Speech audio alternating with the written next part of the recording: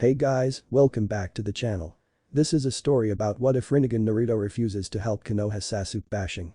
Before I start, please support for more amazing content and do consider subscribing to my channel and share this video with your friends. This is written by Ramen and link in the description and support writer. Let's start the video. Chapter 1. Enough is enough. Konoha, a peaceful village in the country of fire, has had years of misfortune. First the Kuaibi attack, which resulted in the loss of a great hero, the 4th Hokage. Then there was the Sound and Sand invasion, which crippled Konoha to its core, a casualty being the 3rd Hokage. However, even after all these misfortunes, Konoha somehow pulled through all of this bad luck with the help of their shinobis, their biggest hero being one Uzumaki Naruto. Unfortunately, even after giving so much to the village, there was still little recognition for the boy. A little over 6 months ago, Naruto, with a group led of top-class shinobis including Team 7, 8, 10, and Guy's team, infiltrated Sound and brought back Uchiha Sasuke to the village hidden in leaves in a huge battle, luckily avoiding Kabuto and Orochimaru, who were away for unknown reason, which brings a lot of suspicions about how easily they got Sasuke back. Even though Naruto had to beat the crap out of Sasuke to do it, he did it with the help of Sakura and Kakashi. Bringing back a half-dead Sasuke, the village went in uproar of Sasuke returning and Naruto hurting their hero. To avoid punishment from the village, Sasuke did the only thing he could do, and that was squeal like the pig he was. Konoha benefited greatly knowing Orochimaru's plan for future and spies in Konoha. This had an even better effect than Sasuke expected. He turned into an overnight god in the eyes of the villagers and some shinobi's populace. But what about Naruto? Well, this is where the story starts. In a room assembled full of high-ranking officials, shinobis and clan heads, the council is deciding the fate of Uzumaki Naruto and destiny of Uchiha Sasuke. Looking around, you can various shinobi including all of Naruto's close friends like Iruka and Konohamaru. Well done, Uchiha-sama, you have served the village well, a councilman spoke to the Uchiha heir. He could not believe those words that were coming out of the council member's mouth. Even after giving so much, he had gained nothing. Did he not deserve at least a little pat on the back or maybe a well done? They always give praise to that cunt of horse Sasuke. The traitor got praise, and what did he get? Heated glares and death threats. Uzumaki Naruto heard his voice being called. The 17-year-old boy perked his head up, eyes electrifying as ever and hair sunny as ever could be.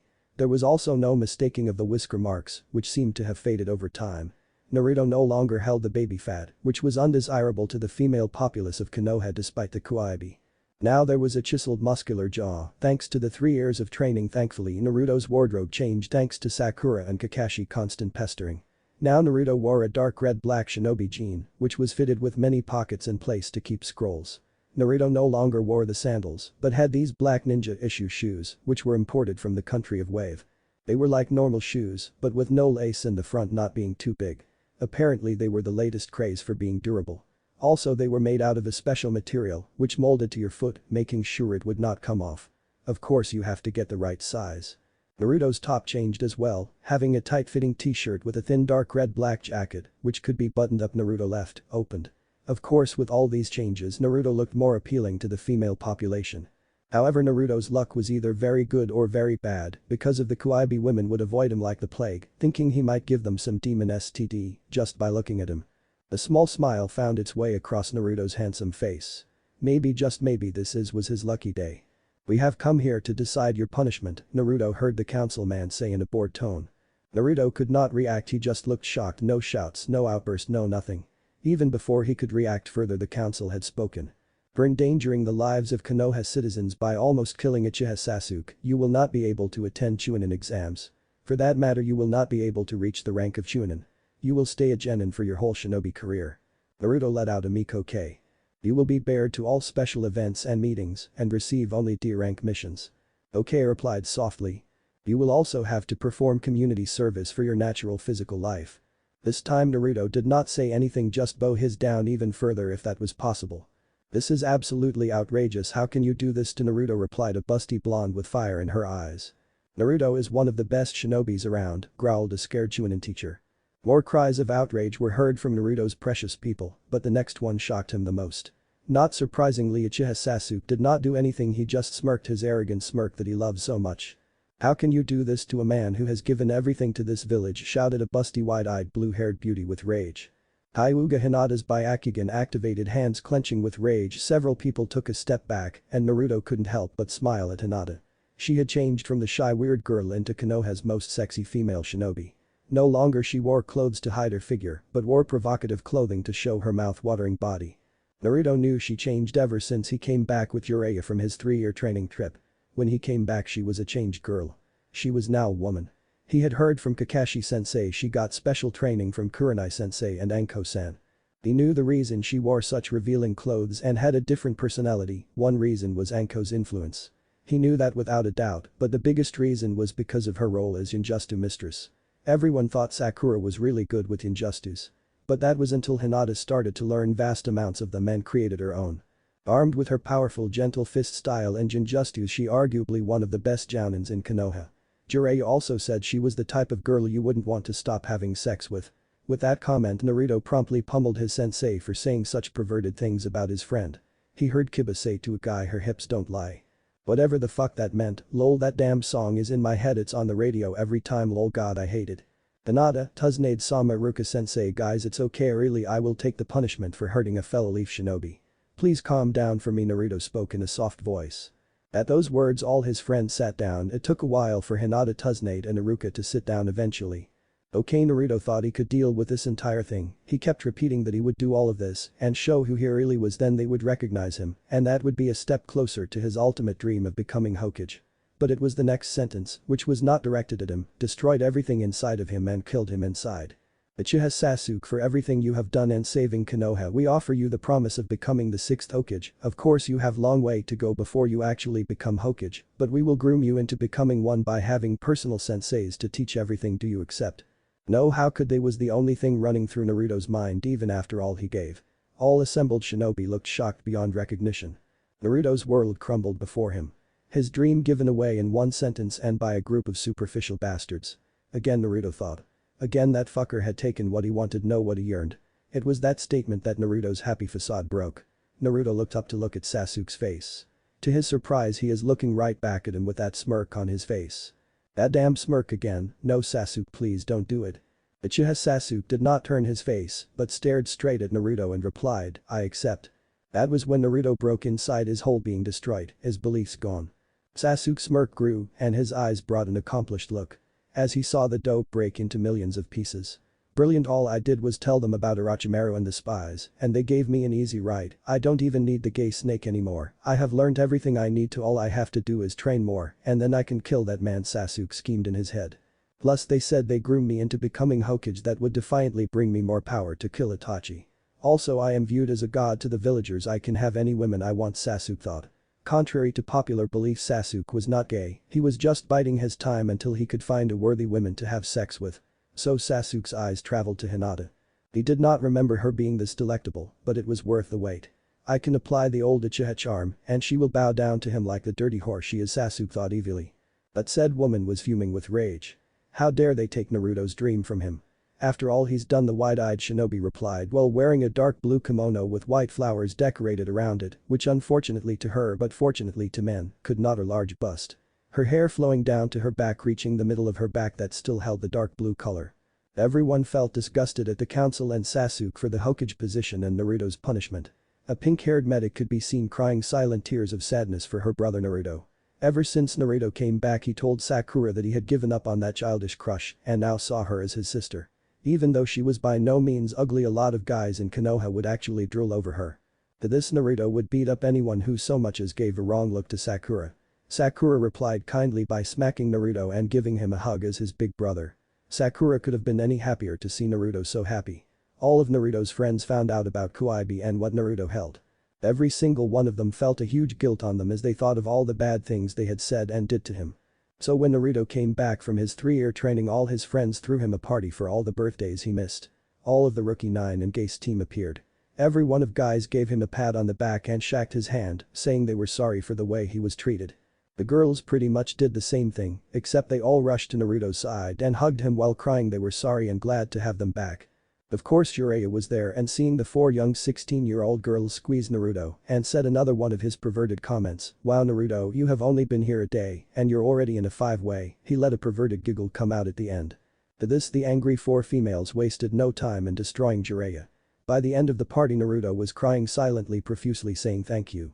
To this Lee replied, "Yosh Naruto, you deserve it because you have the flames of gloating youth within you." It was the happiest moment in his life. Sakura's hand was shaking with rage. "How could you?" Sakura whispered. Only Tsunade heard because she was to her left and to her right, she heard Hinata whisper unforgivable. Tsunade grabbed her head to await Hinata and Sakura double-teamed the council. Sakura stood so quickly her chair fell down and shouted at the council, "How dare you old goats, you think you're God?" Severian stared in shock at what Sakura said. Even Naruto had his mouth open. But the next comment had his jaw hanging on the floor. Hinata rose with incredible speed and roared out loud, counting Sakura's speech, "Who gave you the right to throw someone's life, you fucking useless?" Sakura continued, "Waste of space." Both smiled at one another for standing up to one precious people.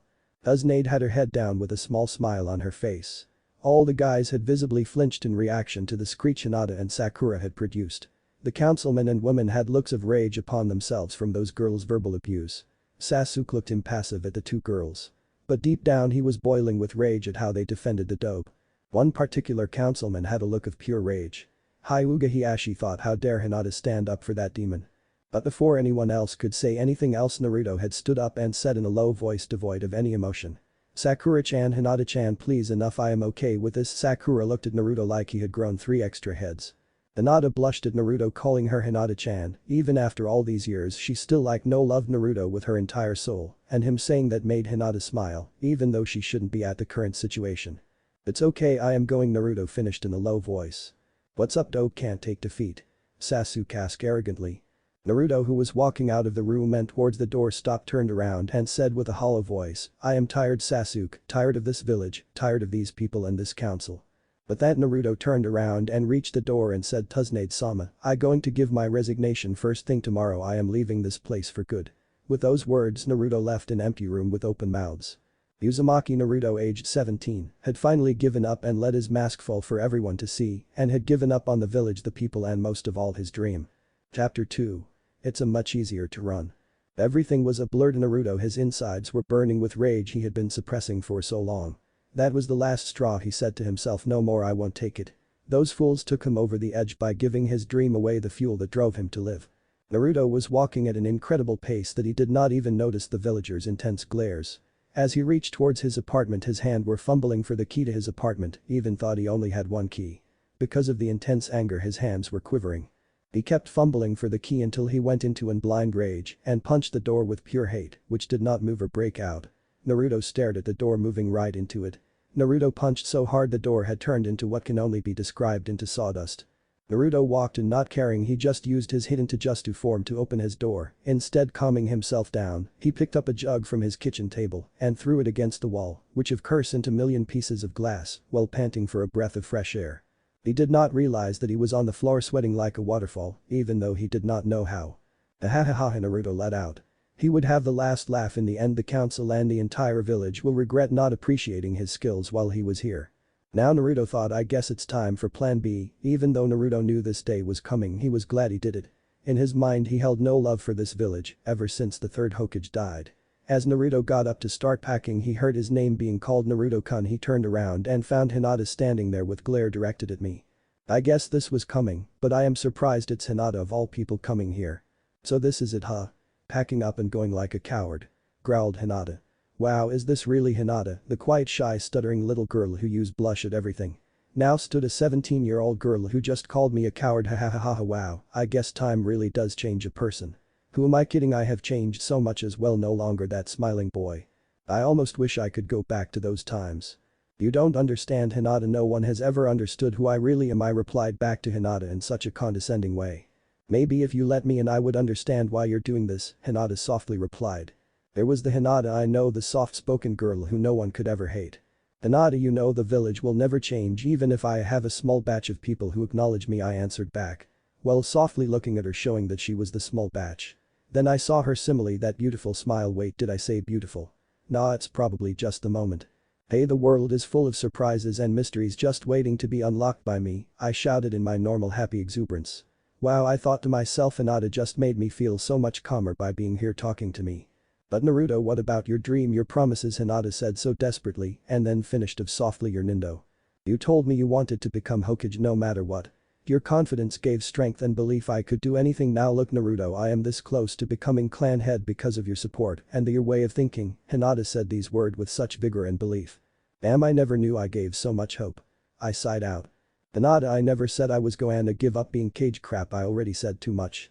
Besides Hinata, if you want to become a Kage you need to have a backup plan. Nah Hinata, I told her in a teasing way. Naruto-kun, what are you up to? Just wait and see Hinata, I am going to rock this world hahaha. While we were talking I never realized I packed all my things, I guess I will just sleep it out for tomorrow, hopefully Hinata will forgive me. Well Hinata, it's late and I have to get ready for tomorrow. Okay, hopefully you will be there to see me off, I shouted out enthusiastically.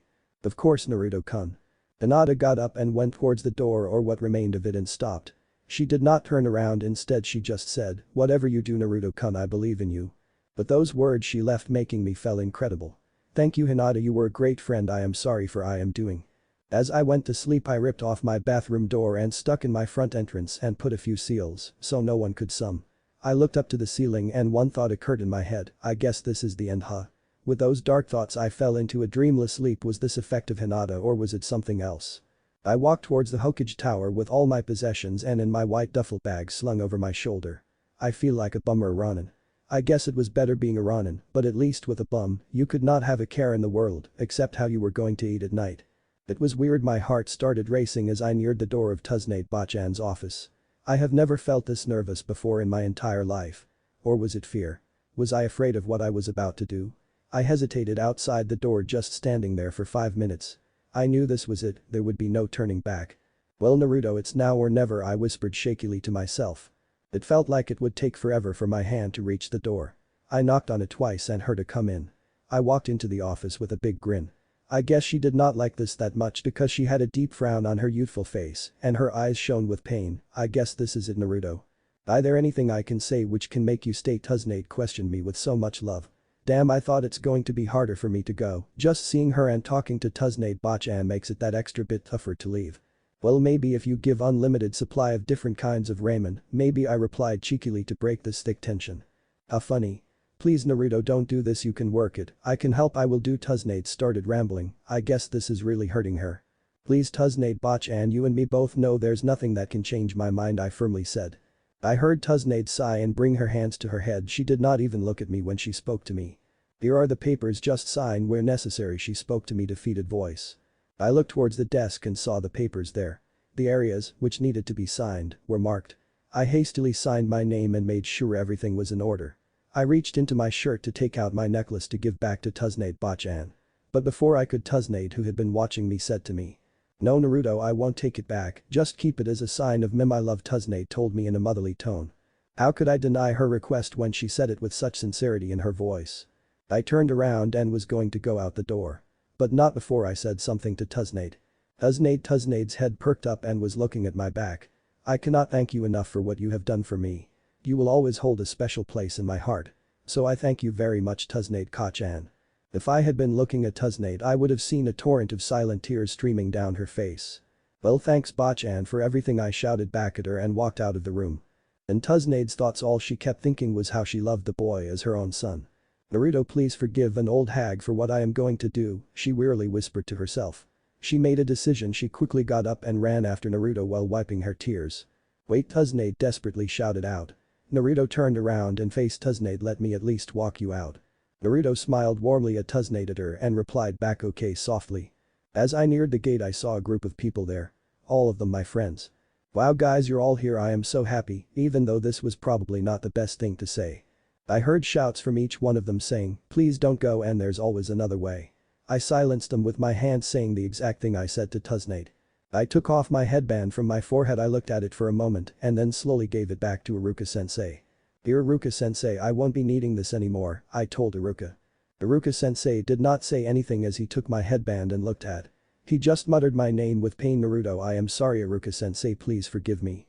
I gave everyone a big goofy smile and told each one of them to take care and do anything I would. Instead of smiling they all had a guilty look. Who could blame them? Really defiantly, not me, they were my family. Thank you for everything guys, you have been the family I always wanted and I thank you for that. But that statement, everyone's face had an even deeper look of guilt. Sakura burst crying, saying I was an idiot for leaving and I just smiled at her for saying that. Just as I was about to leave, Naruto-kun, wait for me, I halted and looked behind. It was Hinata-chan dressed in an Anbu gear without the mask, as she was an Anbu hunter nin. She also had 2 large duffel bags the same as mine. I coming with you Naruto, and before you even say anything, I quit being a ninja. I gave my resignation yesterday. I want to find the answer with you Naruto-kun. I believe in you and will go with you wherever Hinata told defiantly and with courage than I have ever seen. But Hina I protested. But nothing and that's final Hinata firmly stated. All of my other friends gave protest for Hinata not leave as well, but she silenced them with a look that said, there's no way you can change my mind. Hinata, is this what you really want? I asked her. Yes it is Naruto-kun, she answered back with unwavering confidence. Wow, she really has changed and for the better. Okay then, bye guys, let's go Hinata, I shouted back, and with that Hinata and I left the village. Running at full speed, Hyuga Hiashi was running towards the gate and demanded where Hinata was. Uznade replied she went with Naruto. Before Hiashi could retort back, 5 groups of Lee fanboys appeared with Uchiha Sasuke recently becoming a captain just yesterday. Uznade-sama, do you want to do it? Asked Hyuga Niji. Do I really have a choice? Niji Tuznade whispered. With that Tuznade gave out an order. Teams 5, 7, 8, 10 and Hyuga Hiashi, I want you to bring back Hyuga Hinata unharmed, she is too much a valuable shinobi to lose. Ordered Tuznade. Anbu squads 3, 9, 6, 2 and 11 led by Uchiha Sasuke, I want you to. Tuznade paused, breathing in silently, willing the tears not to come, and the finished in a cold voice. Bring me the head of Uzumaki Naruto. Chapter 3. So what's the plan? As Naruto and Hinata sped out of the gate running as fast as they could, Hinata brought up a question. So Naruto-kun, what's the plan? Hinata questioned with a blush on her face at the proximity they were at. Plan? Naruto said with a dumb look on his face. Hinata's face was priceless to Naruto's opinion because it was mixed between anger, fear, and worry. Naruto, don't tell me, you don't have a plan? Asked fearfully, her stuttering coming back with full force. Crap, Hinata thought, I couldn't believe I am stuttering again. I have focus just like my training said so. Ahahaha Hinata, I can't believe you fell for that. Didn't I tell you yesterday if I am to be Kage, I have to have a backup plan, Naruto stated cheekily with a bit of mirth. Hinata had the decency to blush and look a bit peeved off, but because of his smile, his wonderful but sexy smile, she could not do anything besides blush and smile back at her crush.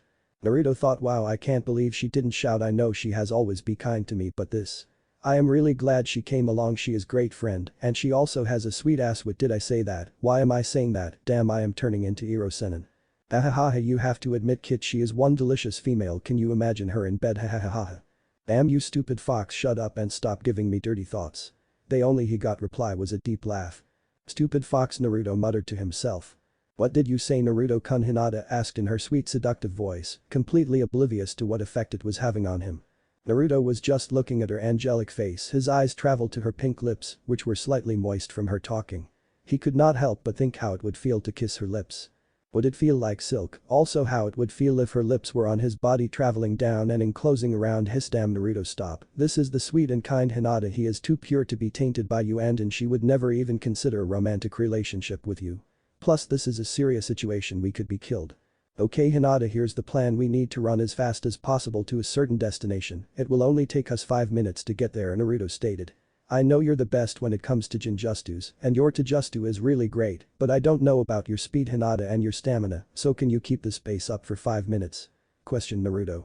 Hinata had a big smile on her face with a small blush on her cheeks and thought, so he thinks I am strong. I am so happy. Naruto, you think I am this powerful? I won't let you down. I will keep on training to get stronger for you.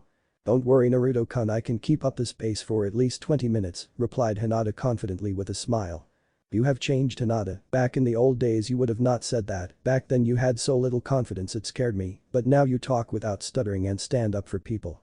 You really have grown up Hinata, and you have changed for the better. I am really proud of you. Even with your situation Hinata, you have risen to the top, and for that I really admire. For that Naruto complimented Hinata with an compassionate smile. To say Hinata was shocked was an understatement. But then quickly remembered that this Naruto, the guy who would protect his precious people, even if he had to become the devil. Naruto-kun, Hinata wanted to reply. Wait Hinata, we're almost there, just one more minute. Do you sense that Hinata? That's about 5 Anbu squads and 4 groups of Jounins. Damn, I guess they really want me dead. We have to speed up Hinata if we want to live. Naruto interrupted frantically, and then they were off at an even quickened pace. Go all selected members, you have your orders, barked Tsunade. But Tsunade-sensei, cried out Sakura. You know Sakura, we can't let 2 shinobis who hold secrets to this village just walk out freely, knowing that they will not come back. We have to go after them at full force. Naruto and Hinata know the consequences of doing that. Now go, replied back to Sakura in a commanding tone. Sakura just looked at her mentor with hurt and betrayal, but she knew it was the Hokage's job to do this. A leader must always do what's in the best interest of the village, whether it's wrong or right. So everyone selected to bring back Hinata and kill Naruto went off in a blink of an eye, leaving only Iruka and Shizune with Tsunade. Tsunade-sama called Shizune to her one-time mentor and almost older sister. "What is it?" Shizune answered back to Shizune in a cold and distant voice. Shizune, who was in tears for the boy she come to admire and love as a little brother, replied to Tsunade in a shout of anger, "How dare you say love Naruto as a son, and you send of that traitor to kill him." Her voice was reaching decibels higher than Tsunade had ever heard from the women. She had a glare at Shizune, but when she looked her heart broke. There standing was a broken Shizune. Shizune slowly walked up to Tsunade and buried her head and cried her heart out for Naruto. All Tsunade could do was whisper, "I can't blame that damn necklace anymore, it's all my fault, all my fault." Yo, shouted a perverted Sannin who had just arrived after away on business. Kapipanjin had Springskoff arriving as quickly as possible after receiving an urgent message. But looking at the scene he knew something had happened, something bad. "You're too late, Jiraiya, he's gone," replied Tsunade in a voice that sounded like she was dead from the inside. Jiraiya looked around confused and Iruka filled him with the information of what has been happening these last 2 days. "Naruto-kun, I don't think we can keep going on, they are catching up quickly," Hinata told Naruto frantically. "Don't worry Hinata, we have made it to location." "Yes, Naruto thought I could use that technique now." Naruto's train of thought was interrupted when several kunai came whizzing past his head. "Halt you too," stated Hyuga Hiashi with a look of pure rage. Both runaway shinobi stopped in their tracks and landed onto the floor. Naruto went up to Hinata and whispered into her ear, "Stay close to me, and when I mean close I mean ready to hug me." In a blink of an eye, of course, being told by your crush that you would have to hug him brought a huge blush to Hinata's face. "So you guys finally cashed up to us, eh?" Naruto asked in an arrogant voice. But of course was ignored to Hyuga. "Hinata, I cannot believe you're doing this, you're throwing away everything for this waste of space. If you come back now Hinata, maybe I won't severely punish you," Hiashi demanded in a cold voice. "Father, you know the Hyuga clan are full of arrogance," and Hinata replied, but was cut off by Hiashi's shout. "Enough, you foolish girl, come here this instant," roared Hiashi, his Byakugan activated. But that roar, the old Hinata came flooding back like a bad cold or an annoying pest.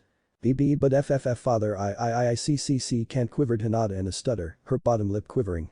Naruto, having enough, could not stop himself. How dare this old man try and destroy the new Hinata after she spent years trying to stop the stuttering. "Boy, you son of a bitch, who the fuck do you think you are?" Naruto countered back fiercely. "Shut up, Dobe, this is between those two, so stay out," announced the arrogant Uchiha survivor with a sneer. Naruto's blood started to boil at the sight of Uchiha. He saw all his other friends who had look of pain in their eyes.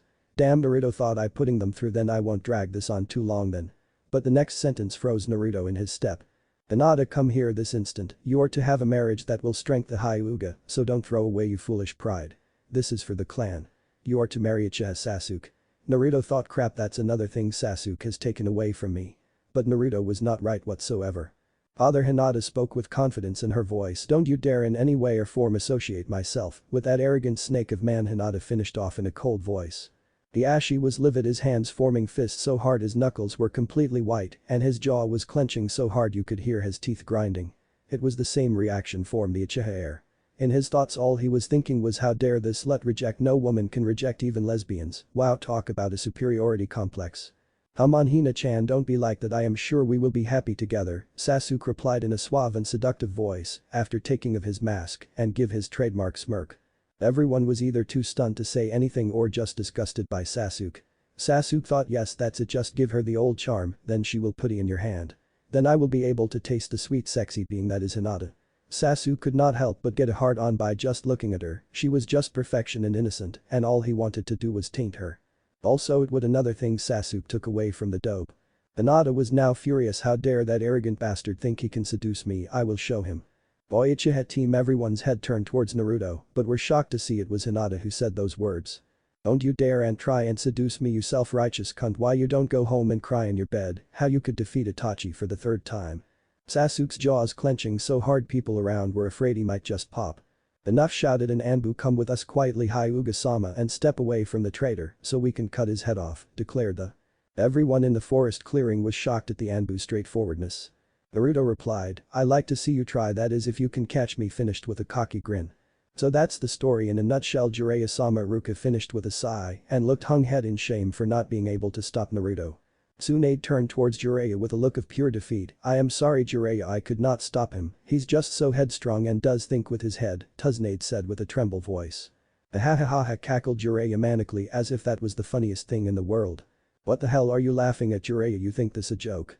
said Tsunade in a cold voice, her hands forming fists of pure rage at the pervert lack of seriousness.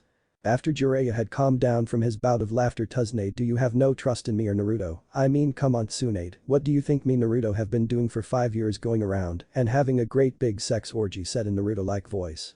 Tsunade looked confused with Jiraiya's statement.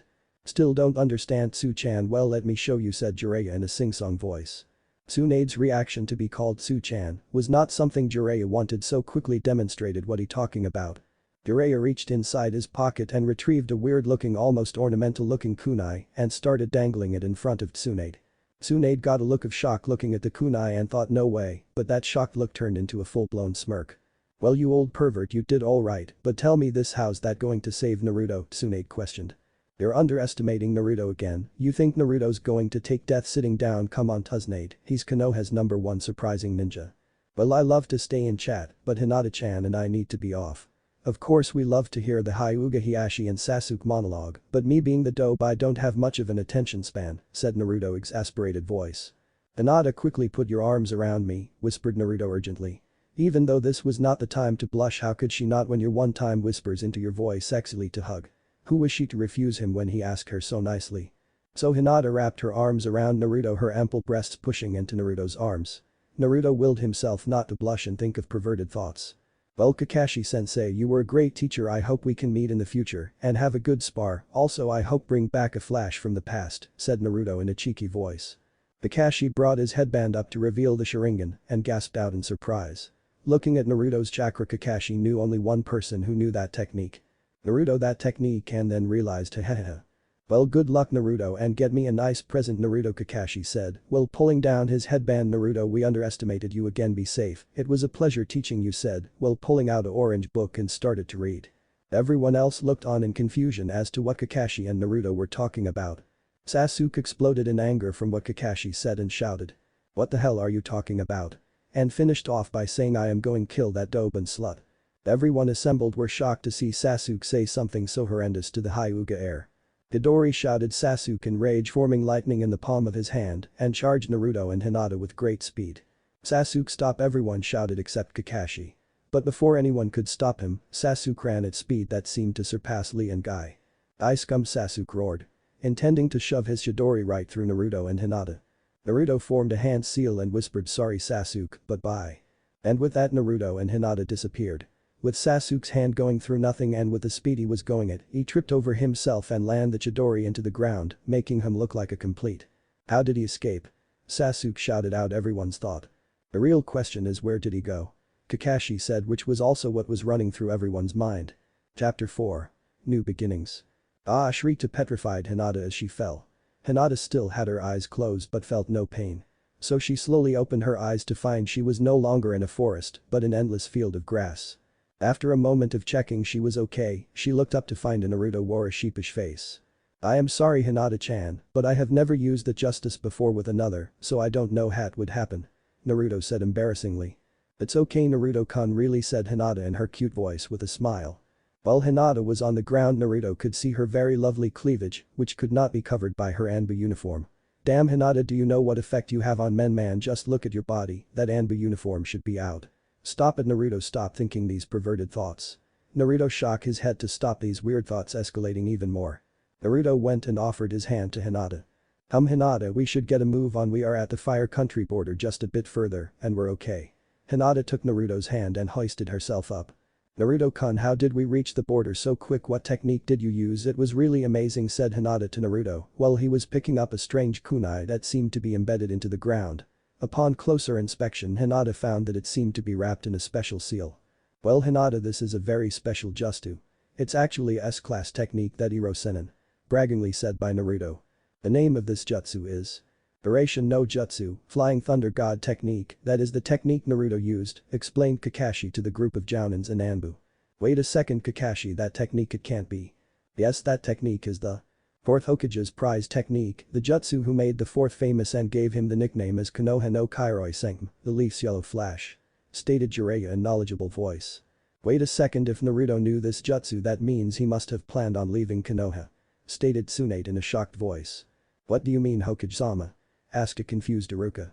Well let me fill you in Iruka, because this was during the third secret world was. During this time the fourth developed a technique which could not be followed by the Byakugan or Sharingan. It's a jutsu whereby you mark a certain place with a special sealer called jutsu shiki. With this special seal is done the user can transport himself to that location. This is one of the jutsuses that won us the war and made Yondaime famous. Jiraiya explained to the scared Chunin. So that means Naruto must have planted a seal somewhere he could escape quickly and with no harm. I assume there must be distance restrictions, Iruka asked the two Sanins. Well yes, but I assume Naruto must have placed multiple seal to reach his desired destination, which is most likely outside the fire country. The three re-aiming shinobis breathed a sigh of relief as Jiraiya said that. However Jiraiya who cryptically started said because the Hyuga is with him he might or might not reach his destination because Naruto has never done it with a person holding him. Jiraiya said this while killing their hopes that Naruto might have escaped easily. But Jiraiya shouted startling everyone out of their thoughts, said this is Naruto we are talking about he isn't called Konoha's number one, surprising ninja Jiraiya finished off enthusiastically. No sooner did the words come out of Jiraiya's mouth that a group of 20 or more shinobi walked through the gate. Tsunade noticing Kakashi lopsided smile and Sakura huge grin deduced that Naruto and Hinata escaped. Tsunade could not help but not wipe the grin that graced her youthful face. Report where is Hyuga Hinata and Uzumaki Naruto. Sakura then burst in excitedly telling her mentor about how Naruto escaped. After the lengthy explanation Tsunade dismissed the Anbu including Sasuke and told all of Naruto's friends to meet her in her office in 30 minutes. At this every one of Naruto's and Hinata's friend breathed a sigh of relief and were glad that he had escaped without injury and started to walk to the Hokage Tower. Well there you have it Hinata-chan, awesome isn't it well now we can Naruto did not get to finish his sentence as he collapsed onto one knee, trying to steady himself. Hinata noticing this immediately rushed to Naruto's side and started to shout his name out Naruto-kun what's wrong? A frantic Hinata tried to get out of Naruto. But all Hinata got out of Naruto was a jumble of words. Mdanacha said much really are beautiful. Told a panicked Hinata with that Naruto collapsed. Sending Hinata into fearful state shouting his name completely forgetting what Naruto said in the end. Assembled in the Hokage's room were ninjas loyal to Naruto, which included the entire former Rookie 9 and Gase team, as well as Konohamaru's friends, Iruka and Jiraiya. Well I am glad you made it because of Naruto's escape, along with Hinata's marks them as S-rank missing nins. Tsunade told everyone in the room. At this statement everyone got up to argue to ask why Tsunade said this. But Tsunade holds up her hand as a sign to let her finish. However because they quit being Konoha shinobi so they are now just civilians. Tsunade said with a cheeky grin. Tsunade-sensei that wasn't funny misleading us like that cried out a peeved Sakura. Unfortunately Sakura everyone else won't think like that many Konoha shinobi still view Naruto as demon so will most likely kill him once they see him. Tsunade said in a grim voice. What I want to know is where Naruto has gone with Hinata-sama. Niji voiced his opinion. At this statement everyone looked towards Jiraiya expecting him to answer. What are you looking at me for I don't know what the idiot is doing or going, Jiraiya said in an annoyed voice. After much speculation Tsunade dismissed all the shinobis except Jiraiya who stood standing there waiting for the inevitable statement in question. You're lying Jiraiya you know where Naruto is going why don't you tell me? Demanded Tsunade. All you need to know is that Naruto will never attack Konoha Jiraiya left with those parting words, but not before saying a few more words that is unless he is provoked. Tsunade sat there contemplating Jiraiya's words. Naruto, Hinata take care of yourself, whispered the goddamn Hokage. Ah man where am I Naruto asked in a tired face. As Naruto opened his eyes he saw the most beautiful woman in his entire life. Naruto blinkingly asked, are you an angel? Naruto-kun are you alright asked a red-faced Hinata who could not help but blush at Naruto's comment. Naruto's vision started clear up and he could now see clearly a blushing Hinata in the night sky. Wait night. Hinata-chan how long have I been out?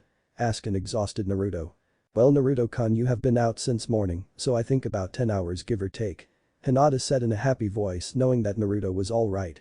What shouted Naruto in a bemused voice 10 hours how can that be this has never happened to me before while using Hiraishin, no jutsu Naruto shouted out in a confused voice.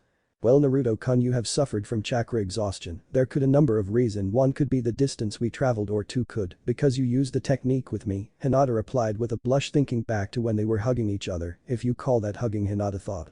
Well at least one us learned something from the academy hahaha. Ah you even got a fire started with our tents up wait where are we? Naruto said all of this in one breath which brought up a huge smile upon Hinata's face. Well this is a Jinjutsu Naruto-kun in the grassy field if anyone comes by they will think it's just some huge boulder. But I layered with another Jinjutsu making people think it is normal for boulders to be here. Hinata said really proudly. Wow Hinata, you did that, wow, you're strong and beautiful, why has it me this long to notice, ho, amazing, she really is, she might be the one for me, the one who I could spend the rest of my life with. After testing his body was alright, he went by the fire to sit down and stare at the red flames, his blanket, which wrapped around. A minute later he was joined by Hinata sitting very close to him. Here you go Naruto-kun, I found in your backpack that you had some cuperman. She said her oh so sweet voice. So it is true Naruto-kun, you love Ramen more than anything in the world. With that she started giggling uncontrollably like a schoolgirl.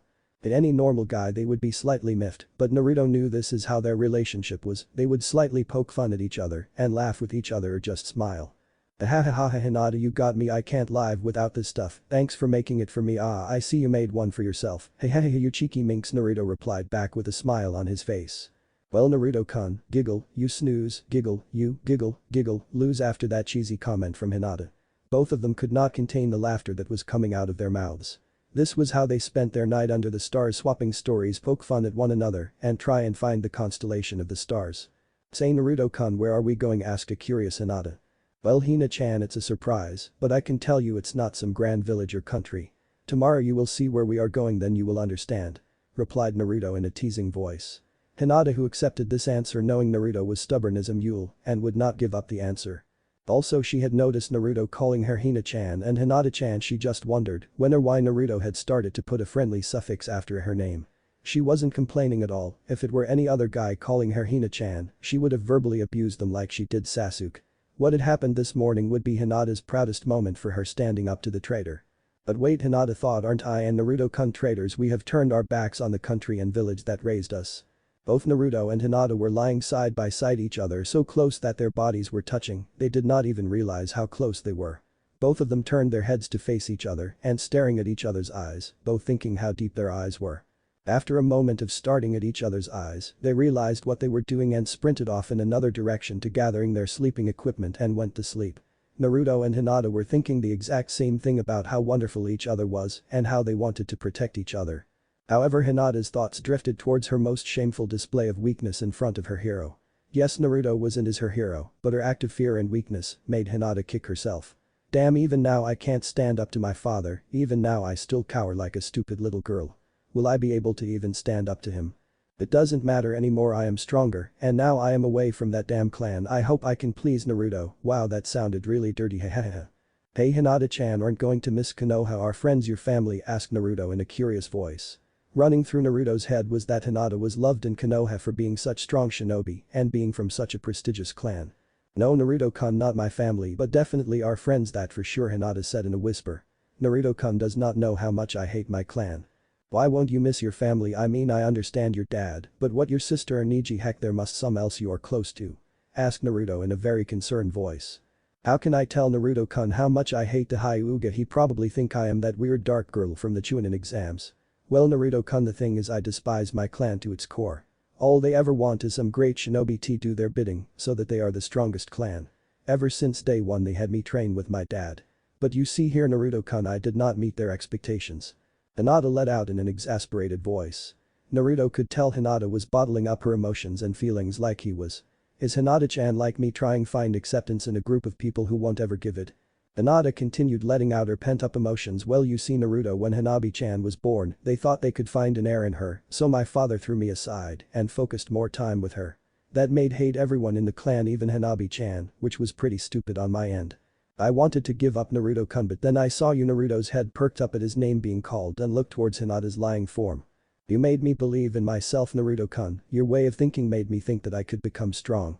So when you left I went straight to Kurenai-sensei to ask her to teach everything about ninjutsus. She also made train under Anko-sensei and Ibiki-san.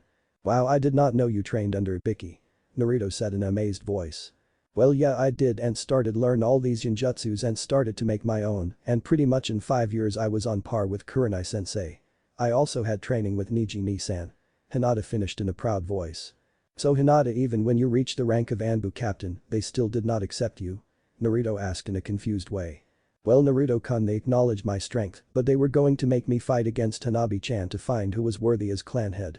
To tell the truth Naruto-kun, the only that have ever accepted me was Niji and Hanabi-chan. So they are going to be the only people that I miss out of my clan, pretty small this day. Hinata added in a saddened voice. Well Hinata-chan, I think you're really strong and great, so don't worry, think about this journey as a fresh start, Naruto replied back with a huge grin. Thanks Naruto-kun, whenever I feel sad or depressed, you always seem to have the right words to make me happy again, Hinata told Naruto in a happy voice. Well it's getting late Naruto-kun, so good night, Hinata yawned back at Naruto. You to Hinata-chan, Naruto replied back. Crap, when did I start calling her that? Maybe it was when I found out how amazing she is or how breathtaking she is. Wait a second, am I in love? Is this love? Ahahaha Naruto, you fool, it's lust, not your stupid human love. Kyuubi mockingly said to Naruto. Damn it Fox, shut it, it's love and lust you big fur ball, Naruto corrected Kyuubi. Ahahaha that's why I like you kid, you always talk shit hahaha jokingly replied back to Naruto. Hey, do you do anything besides laugh you damn fox, Naruto shouted back at the fox. Joking aside Naruto, you need to get stronger, you're probably just scraping Jounin's level shinobi. Remember how you needed help in bringing back that damn Uchiha to your former pathetic village. So I suggest you start doing so heavy training, maybe find it 2 elements to specialize and one is your main arsenal. Also try and get a new pair of katanas seeing as that pathetic Uchiha destroyed yours. Kyuubi lectured Naruto in all his demonic might. Well I hate to admit it Fox, but you're right, I need to get stronger and even develop my own jutsuses. Naruto replied back to Kyuubi. Well Kyuubi, it's been a long day, sleep tight, don't let the bed bugs bite, Naruto cheekily called back to the great 9-tailed fox. Hiashi, you failed us and you were not supposed to let this happen. A Hyuga council elder told Hiashi. Don't worry, she is a missing nin, so Hiashi started but was cut off by another elder. No we cannot Hiashi, if you had been keeping a closer eye on your daughter, you would have known she is a civilian now. An older and more arrogant Hyuga replied. Hiashi, we want this problem fixed and we want it done quickly. We cannot allow the Hyuga blood to leave the clan. Even though you underestimated her, she has very strong Hyuga blood flowing through her veins. Hiashi, we want you to train Hanabi day and night, and when you think she is ready, we will give her a secret S-rank mission to kill Hyuga Hinata. With that the Hyuga council left the room, leaving only 3 people. Father, you cannot possibly make me kill my big sister, cried out a desperate Hanabi while looking towards Neji for some backup, but all he was doing was looking away. Father, please say something, a frantic Hanabi was calling out to her father, trying to make him change his mind about the assassination. Hyuga Hiashi did not say anything, but had a look of pure defeat, but said only one thing, I am sorry Hanabi. The 2 former Konoha shinobi were packed up and already going to their destination, Naruto, saying it wasn't that far away. As they were walking, Hinata could not help but contain her excitement, she was wondering where they were going. Naruto, who had noticed, could barely contain his grin at the bouncy female. One reason he was smiling was whenever she would bounce, so too did her luscious breasts. Naruto could not help but get perverted thoughts. Hinata felt someone starting at her chest. They only see Naruto with a perverted grin on his face looking at her breasts. Naruto-kun, what are you looking at, asked a fairly annoyed Hinata, who really hated it when guys would just drool over her melons. She called them that because they were so big and got in the way of fighting. However, Hinata would later thank her melons for seducing her Naruto-kun every time. But lucky for Naruto, he spotted his destination. Hey look Hinata, look, that's where we are going to live, Naruto shouted out enthusiastically. As they neared the gates, Hinata noticed something, this village was, but before she could finish her train of thoughts, Naruto shouted out. Here we are, Hinata-chan, Kusagakure, the village hidden in the grass. Chapter 5. The Kusakage. Well, here we are Hinata-chan, I can tell you're surprised, Naruto told Hinata with a small smile on his face. Yes Naruto-kun, why Kusagakure of all places, I mean, Hinata replied back to Naruto, but a single grass chuin in her jounin appeared before them, interrupting them. Halt, who goes there, what business da Naruto-sama, is that really you? The grass nin seemed to be starstruck by Naruto. Hinata then looked at Naruto, who had a huge grin on his face. Hinata-chan, I like you to meet a good friend of mine, Kayashiro Senryu. Naruto introduced his friend to Hinata. Wait a second Naruto-sama, you don't have your headband on, does that mean you come stay here and become a grass? Please tell me it's true Naruto-sama. The grass nin was literally jumping for joy. Yep, that is if you want to, Hinata-chan, Naruto asked Hinata truthfully, who was now staring at her. Naruto-kun, I told you when we left Konoha that I was going to follow you to find my answer for life. Hinata was now smiling. Aishiro, who was looking between both of them, was thinking who this girl was. Well, she defiantly Hyuga, maybe she is Naruto-sama's lover, which could be true judging how beautiful. Kaishiro was dressed in an Anbu uniform with a eagle mask on. He wondered how Naruto knew who he was. But smiled to himself knowing Naruto being so great. Well Kaio, I think you can take that as a yes, we are staying. Naruto said in a delighted voice. Well Naruto-sama, I will take you the council right away, it's about time we got a Kusakage, maybe with your village, we can finally be a recognizable shinobi village. Kaishiro said in an excited voice while leading towards the village. But that they had started walking into the small shinobi village. Hinata had noticed that quite a few buildings looked like they had been on fire many years ago.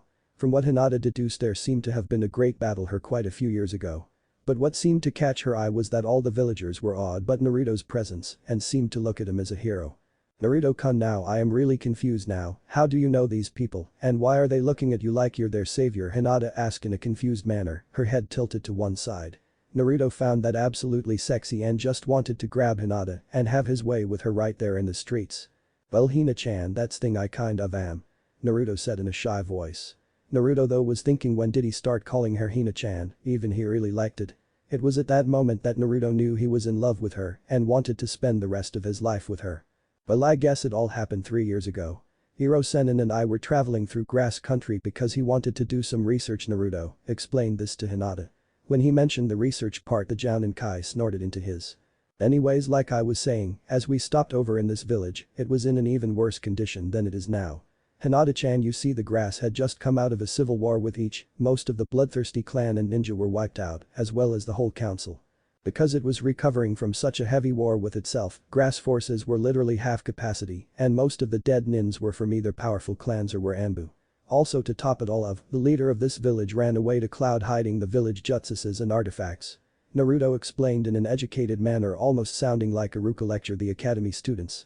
Seeing this momentary of weakness, a religious group by the name of Shinobis of Heaven decide to attack. Their excuse was that grass needed to be exterminated from the face of the land. Luckily, Hiro-sennin and me were in the village at the time, Naruto continued explaining to Hinata as they walking towards the village tower, but was cut off by Kaio. Naruto-sama, please allow me to finish the story. Kaio pleaded. Naruto, who could only smile at the guard's enthusiasm. Okay Kai, I can tell you have wanting to do this since me and Hina-chan stepped in through the village, Naruto said in a sing-song voice while looking at Hinata, who had a small smile on her face and hint of blush on her face. Hinata was thinking only one thing, which was, why has he started calling me Hina-chan? Does that mean he like me? I know he is physically attracted to me, with the way he's staring at my chest. But would he ever think of me in a romantic way? Please let me explain, Hinata-sama. You see, because of the civil war, the people of this village had given up, our income was short, our shinobis were short, and most of all, everyone no longer had the will to live, so when we heard of this threat arriving to the village, we did nothing. Dejectedly told Hinata about their past, but brightened up when he said the next thing. But that's where Naruto-sama came in. He was only 15, but he told us never to give up and that dying without putting up a decent fight was a coward's way out. I can remember like it was yesterday. Kaio said to Hinata in a very happy voice. Flashback 2 years ago. Listen Uzumaki, Naruto, we don't need your help, so please leave through the gate, those shinobis will be arriving any minute here, we don't want you to die. Commanded an old man with short spiky white hair and dark brown eyes. He wore an almost samurai uniform except for the armor they wore. He had a long katana strapped to his side. But what struck people the most was that this man seemed to command presence even in defeated voice. He had a box-cut beard on his face with a cross-shaped scar across his eye. What many people could say was this man had seen many battles. Injuro Kibagami was the man's name, and he had been in countless battles. His spited fear in his enemies, and to see such a great man look so haggard made Naruto look at him with pity. No, I can't leave, not when hundreds of people will die for nothing. A 15-year Naruto spoke out in desperation.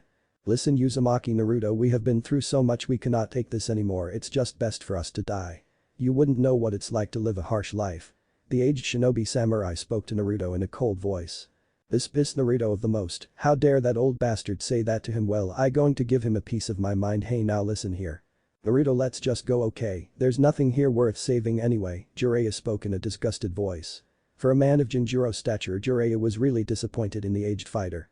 Boy, Hiro-sennin, we can't just leave this village to be massacred by those psychos. Look, their children here, Hiro-sennin, they will be killed if we don't do anything. Naruto pleaded with his sensei to say something to change his mind. Listen Naruto, if they don't want our help they don't need it. Besides, they don't even want to fight, what's the point in saving people who don't want to be saved? Jiraiya pointedly told Naruto. This was one thing Jiraiya liked and hated about the boy. He loved to help anyone but did not think of the consequences. Because Hiro-sennin, it's the right thing to do, I can't let innocent people be killed. They've been through so much already, it's not fair on their part. At this statement all the grass nin looked shocked at Naruto. Why was he helping them when they did not ask or deserve it? Naruto, Jiraiya spoke out in whisper to try and soothe the boy from making a mistake. Listen, if you don't want to fight that's fine with me, but don't stop me because I going to fight. Naruto declared to all of the grass nin while bringing both swords from his back to a drawing position. Why are you doing this for us? You don't even know us. Why are putting your life on the line? It's pointless. This time it was Sashiro Kuki who spoke out in rage at Naruto's stupidity, Jounin shinobi of the Sashiro clan, who specialized in flora jutsuses and sword technique. Grass shinobis were known to have a love with katanas. It was said that samurai helped build this village, that's why so many carry them. Because I know what it's like to live a harsh life. I am Jinchuriki, all my life I was hated against, people ridiculed me, did anything to make me feel like shit. But I never gave up, I kept on fighting and eventually. I had people who accepted me, people I can call family, so I know what it's like to live in hell. So don't give up, it's a coward's way of living. Plus no one said life's going to be easy. Life is a struggle, that's why we live it, it's the journey that makes life so interesting, Naruto stated in a confident way, his back turned against all the grass shinobi. All grass shinobi had a look of pure shock on their face. The boy had struck a chord in them. But the biggest thing was that the boy was right, they couldn't give up. Jiraiya, who had been listening to Naruto's speech, could not fight the grin that was forming on his face. Naruto, do you know what effect you have on people, was what Jiraiya was thinking. Come on Naruto, let's show this village who we really are. Kill those psycho shinobi, Jiraiya spoke to Naruto in an excited manner. Yashiro Senin, Naruto replied back, and also getting a thump on the head from Jiraiya for calling him Hiro Senin. With it, the two Konoha shinobi raced towards the enemy. You will all die in the name of God, stated a shinobi of heaven. Wait a second Naruto, I recognize one of them, Naruto, these are sound shinobi. Jiraiya stated towards Naruto. At being founded out by the Toad Hermit, all 75 of the shinobi charged towards the group. Here they come. Okay Naruto, have you perfected those two speed techniques yet? Jiraiya asked, a hint of hope in his voice. No Hiro Senin, I haven't, but I am close, besides I have created a new jutsu. I call it the spiral flames, it's perfect for all these numbers, Naruto replied back to his sensei. Naruto charged about 10 enemies, they had all circled him and stated they had won. Naruto responded by smirking and bringing his hands out. Flames started to spread out of Naruto's hands. When the flames turned from blue to red, Naruto shouted out and jumping into the air while spinning. Uzumaki clan jutsu. Spiral flames. Red flames surrounded all 10 sound shinobi. When the flames were cleared, all you could see was a smirking Naruto and 10 burnt shinobi carcasses. Injiro-sama, we cannot allow Naruto-sama and Jiraiya-sama to fight for us. This is our village, our fight, we should protect our own people. A young Kayashiro Senryo pleaded to his superior. Kayashiro is right, we can't let them fight alone. It's not how I was raised and it's not how grass shinobi fight. Everyone, I want you charge those bastards who dare threaten our loved ones. At this, all assembled grass shinobi ran a blinding pace towards the battlefield. Hey Naruto, these guys are really tough even with your new technique, they seem to be about Jounin level, Jiraiya stated to Naruto while dodging some kunai. Meanwhile Naruto had his hands full with these 3 shinobis. Naruto had his two blades out and got in a stance to charge them. Uzumaki style Kinjutsu. Dance of the leaves. What it looked like was Naruto disappearing in the leaves and appearing behind them in a storm of leaves. 3 sound shinobi didn't stand a chance and were cut down quickly. Damn, even Naruto's having a tough time. I guess I should just finish this off with my toad summon, but something does not feel right. Why attack the grass? It makes not tactical sense just sending Chunin unless Orochimaru is just testing out their strength. These thoughts were running through Jiraiya's head. Alright Naruto, I going to summon Gamabunta, this has gone on long enough. Jiraiya shouted, but because of his musing, he did not notice a sound shinobi creep behind him, and when he did he was too late, the sound shinobi was going to stab him in the eye. Shit, Jiraiya shouted out, expecting the worst when. Slash. Slash. The sound shinobi stopped in his tracks by Jinjuro's long sword. Jiraiya had a smirk on his face, so they finally. Naruto, who was fighting 5 sound, was quickly being overwhelmed. When 2 grass nins came to his side and killed the sound nin and flurry of Tajustu. We can't let a strangers fight for us without putting up a decent fight, stated Jinjuro in a sage voice. Because you're a man of honor and a bit hard-headed, Mikoto Kibagami said in a sing-song. Mikoto was dressed in a kimono that showed more skin than anything else, that's why Jiraiya was leering at her with a perverted grin. Maybe so, but I always like the sound of that honor, excuse more, hehehe, replied a delighted Jinjuro. After the battle was done, the only was left standing were Grass Nin with a victorious smile, each one of them had something to live for, and the only person they could thank was Naruto. Everyone of the Grass Nin gathered around Naruto waiting for Jinjuro to thank the Konoha shinobi. Naruto-sama, we can't thank you enough, please, we offer to become a Grass Nin, not just any Grass Nin, but the leader, the Kusaka, Jinjuro said in an excited manner. Everyone seemed shocked by the powerful shinobi's statement, but no one denied that he deserved the position. It seemed Naruto possessed this quality of inspiring people to fight and to even live. This was something every great leader needed, whether he was good or bad. I love to really, but I said I would become Hokage to my friends, Naruto said in a kind voice. Everyone seemed to have gotten a disappointed look. But tell you what, if that doesn't work out, then I will be coming here, believe it, Naruto shouted out in an excited voice. At this everyone seemed to perk up and have a small smile. Okay, we will be waiting for you, Naruto-sama, and in the meantime we will try and become stronger and gain what we have lost. We pray that you can come in the future, Jinjuro in a kind voice. You know what, I have a feeling that I will be back, Naruto said in excited voice, Jiraiya, knowing that the boy would be back here and carving his own legend. Flashback end. Wow, Naruto-kun, that's amazing, even in different villages you're a hero, Hinata said with so much love in her voice that Naruto wanted to just kiss her oh so lovely lips. Thanks Hina-chan, Naruto said this with his hand behind his head, scratching his hair and a big smile. Hinata thoughts were exactly the same about how she could kiss her Naru-kun. Hinata got a sly smile on her voice and then asked Naruto innocently. But Naru-kun, is that the only reason you came to this village? Hinata asked with her head tilting to one side, a few strands of silky soft hair going over her face. Naruto's thoughts were raging from why she was calling him Naru-kun or to brush those strands of soft hair away from her face. Naruto had tinge of pink on his face that did not go unnoticed by Hinata, who was cheering inside herself by getting that kind of reaction from Naruto. Naruto decided to answer Hinata's question. Well, Hina-chan, to secure one's future you must secure your one's past. Naruto sagely said to Hinata, who grew confused by Naruto's attempt at a philosophical statement. Naruto, who saw Hinata's confused face, went in to explain. Well, Hina-chan, it was said that Shadame Hokage was from grass. So I have to find out about Shadame Hokage and why he left. Naruto told Hinata in a determined voice. Aishiro, who had noticed the playful banter going on between the two young shinobi, was thinking that they were so in love with each other. But they had not noticed that the other was interested. Maybe Kaishiro thought that I should give these guys a nudge in the right direction. Kaishiro noticed the village tower, went ahead and told Naruto. Here we are, Naruto-sama, the council should be in here discussing some matters. I don't think they will mind at all from us interrupting them. Kaishiro said in a sly voice, which brought smile upon both ex-Konoha shinobis. We are in trouble, we have no secure means of income, and there aren't enough shinobi if another attack comes. We are, Jinjuro stated in a worried voice to 9 assembled shinobis, but was cut off when the door opened and making all 10 heads look towards the door. Jinjuro-sama, I have good news, I'm sorry for interrupting, hehehe, Kaishiro said while scratching the back of his head. That's okay, Naruto, is that you? Does that mean, Jinjuro said in an excited voice, looking at the boy as if all his hopes and wishes had been answered for. However, he was cut off again but by Naruto this time when he said. Yep, I am here guys and I am here to stay, Naruto responded in a kind voice. So Jinjuro-san, do you still have that job offer standing for Kusakage? Chapter 6. Dawn of a New Age. Naruto-sama, I cannot believe it's really you.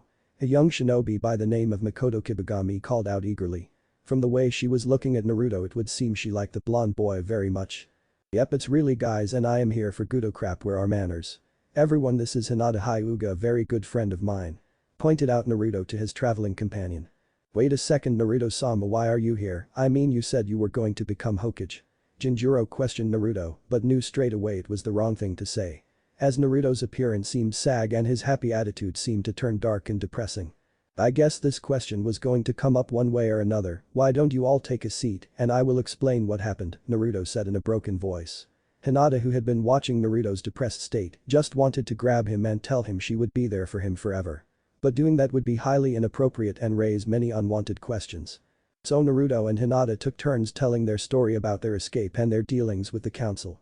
After they had told their story, which had lasted for about 2 hours, both young shinobi were quite tired now physically from traveling here and most of the emotional stress of leaving a place they once called home. So let me get this straight, the only reason they demoted you was because you have a demon sealed inside you, Kaishiro asked in a cold voice, his hands shaking with rage at the disrespect the village of Konoha showed towards Naruto, a great hero. Well, if you to read underneath, then yeah, that's pretty much why they hated me and demoted me. Naruto said in such a casual way it seemed like what the council did to him was alright. Well, there's not point dwelling on the past, Naruto-sama has already taught us that what we really need to do is bring this village from poverty-stricken village into a well-off village. Now I know what I say may sound difficult, but with Naruto-sama's help and of course Hinata-sen's help we can achieve that goal. Jinjuro told everyone in an excited tone. Well, seeing as you guys have made me the leader, I need all the files on every ninja this village has and all the clans. Also, I need all the information from the spy network about potential clans that could join the village. Naruto told everyone in a commanding tone. One more thing I need, once I have all this information I like you to announce to the village. Once Naruto had done saying this, everyone assembled in the council room except Jinjuro and Hinata got up and went to fulfill Naruto's orders as quickly as possible. Well, it seems you're off to a great start, Naruto-sama. Let me take you to the old office and see if you can open it, Jinjuro said to Naruto, barely able to keep the excitement out of his voice. Seeing the old man happy, Naruto and Hinata both smiled at each other at the old man's excitement. But as Naruto was gazing at Hinata's angelic face, he couldn't help himself from thinking these thoughts.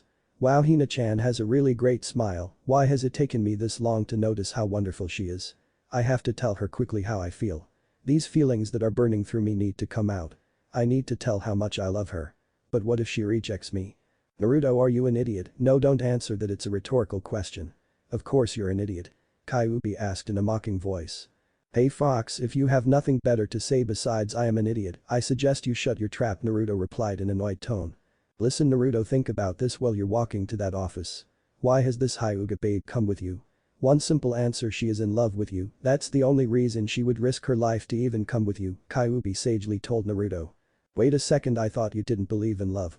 I remember you telling me it is a stupid human emotion, Naruto cheekily said to Kyuubi. Just think about okay. Kyuubi growled back at the annoying blonde.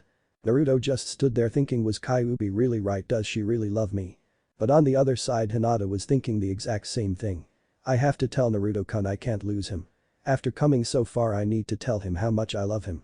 I don't care about the consequences, I can finally confess my feelings without people disapproving.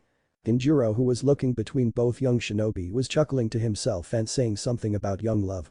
Okay you two, it's time we went to the office, Jinjuro shouted out towards the young shinobi and breaking them out of their train of thoughts. Oh, before I forget, I should give you two these. Jinjuro pulled out two grass headbands, gave them to the young shinobi. Both of the young shinobi just smiled at Jinjuro and put both headbands on their forehead. Okay, now that's done, let's go. With those words, three of the most powerful grass shinobi traveled towards the abandoned office. On the way to the office, Naruto and Hinata would both steal glances at each other and look away when they would be caught. As they reached the office, they could not help but notice that the place seemed to abandoned for a long time, and on the door there are several seals barring people from coming into the office. Hey Jinjuro, who sealed this office off? Naruto asked curiously. Well Naruto, it was your Shadame Hokage who sealed this office off. No one since him has been able to get in here. We figured it might need some special. Jinjuro started to explain. However, Jinjuro was not able to finish his sentence as the door seemed to open with Naruto touching the door. I guess open sesame is out of the window, Naruto jokingly said, while the other two grass nin just looked shocked. Naruto-kun, how did you open that door? Even my Byakugan could see past the door. I could tell those were some really high-class seals, Hinata said in awe to Crush. I am amazed as well, Naruto-sama. I mean, no one has ever been able to open the door unless you're a descendant of the Shadame Hokage. Jinjuro questioned Naruto's lineage. I would love to be related to the first, but sadly that's not the case. Naruto explained to both Hinata and Jinjuro. Let me guys give you a little backstory to the first. You see, he was like me, meaning he had a demon sealed inside him, Naruto went on to explain, seeing the shocked expressions of Hinata and Jinjuro. Now the demon he had sealed inside him was the Hachimata, who could control wood elements. That's why Shadame-sama was the only one to do wood element jutsu's besides Yamato, Naruto finished explaining. Oh, so I get it, your Shadame put a seal around the door that only a Jinchuriki could open. That makes sense. Well, come on, then this office is your new home as well. From what my grandfather told me, the first leader used to live here. Jinjuro said to them while ushering them in. They stepped into a dust-filled room, which seemed to be hallway they need to get to the office, and started walking there when Hinata asked a question. Jinjuro-san, why do you say first leader? Shouldn't he be called Shadame-sama? Hinata asked curiously towards the aged shinobi. Well, you see, Hinata-san, you see here, no village besides the 5 shinobi villages are supposed to call their village leaders Kage because they are not recognized by those villages. However, with Naruto-sama as the new leader, I am really sure we will induct it as the 6th shinobi village of power. Jinjuro finished with a smile on his face, hoping Naruto could bring this village to glory. They had noticed that this building was very dusty and that all the furniture has gone moldy. Naruto commented that Jinjuro should send a genin team to clean it up as a D-rank mission. As they reached the office, they could tell it was normal as any office could be. It had a large desk, chairs, the whole works. When they drew the blinds and the light flooded the room, they could see they were in quite a spacious office. To which Naruto shouted out joy of having such a big room. However, it was another room that caught the eye of Naruto. Naruto went to that door, which seemed to be sealed by another demonic seal. As Naruto opened the door, he was pleasantly surprised to find a room full of scrolls and what seemed to be 2 katanas dug in the ground, one pure black, the other pure white. Hey guys, I think Shadame-sama left us a going away gift, Naruto said in awe as he stared at the room full of jutsu styles and important documents. Naruto declared he would sort out each scroll and deliver them to clans and jounin instructors to teach the Chunin and Genin. Well, it seems that I think you should address the people tomorrow, seeing as today has been really hectic and it's almost night, Jinjuro said while looking at the amount of scrolls there were inside the room. I think you're right, Jen, from the amount there are in here I can tell it's going to take a long time to sort out, but Naruto replied back to Jinjuro, who raised an eyebrow at his nickname. Naruto started to walk towards the blades that were embedded into the ground. It was like he was drawn to those blades, they were almost calling out to him. Jinjuro, seeing Naruto's trance-like state, knew exactly what those swords were and shouted, Naruto-sama, don't touch those swords, they both weigh a ton, but his shouting fell on deaf ears as Naruto picked up both blades with ease. Don't worry, Jinjuro, I have trained myself well with swords, creating many styles. I was just waiting for a pair worthy enough, and it seems these two are. Please tell what they are called, Naruto asked Jinjuro in a whisper excitement. Jinjuro, still in awe, looked towards Hinata, who was also gobsmacked. Well, you Naruto-sama, those two blades are called Destiny and Fate. Destiny is the white one and Fate is the black one. I remember my father used to tell me stories about them. According to legend they are indestructible, and if you pump chakra into them they show their second level of release, Jinjuro told his leader. Well, Jinjuro, I guess Grass is lucky to have such a great shinobi who can wield it, Naruto spoke in his ever so cocky way. To his response, Jinjuro and Hinata smiled at him, knowing Naruto would always be Naruto, no matter how strong he was. Knock. Knock. A loud knocking noise seemed to break everyone out of their thoughts as shinobi with red hair and brown eyes. The shinobi seemed to be carrying a huge stack of papers and set them down on the desk, which was situated in front of a mirror. Chizuru, well done, I assume those are the papers, Jinjuro said to what looked like a 14-year-old female shinobi who was looking quite flustered. Chizuru-chan, good job, if it's okay I'd like for you to do me 3 things, Naruto asked Chizuru with a heartwarming smile that would make any girl weak in their knees. Oh, of course, Naruto-sama, the red-headed shinobi replied with a tinge of pink on her face. She had heard Naruto had come to the village and was so excited she volunteered to bring the documents to her hero Naruto. She had fallen for Naruto when he fought valiantly 2 years ago and brought back the spirit of Leaf. She knew that it was hero worship, but she didn't care. Naruto was a once-in-a-lifetime shinobi and she thanked God that he was back in grass and taken his place as the leader. Right now he asked 3 things, but to Chizuru she would do 1,000 things. Thanks, Chizuru-chan, first of all I need you to tell the jounin of the village to gather here in this office as soon as possible. Naruto asked Chizuru, who was nodding her head furiously as a sign to she got what Naruto was saying. Okay, second I need to the mission office and make a request for a D-rank mission to clean this old building up, I will make the payment, okay. Thirdly, I need you to go to the village tailor and ask a person to make Kusakage's robe and hat, got to start somewhere to be acknowledged, Naruto said again with a voice that seemed to melt Chizuru and Hinata hearts. Both of them were thinking the same thing. That Naruto was such an amazing guy. Okay, Naruto-sama, I will do that with the best of my ability, Chizuru declared with stars in her eyes. When she left, Jinjuro teased him that he had an admirer, to which Naruto responded with a smile.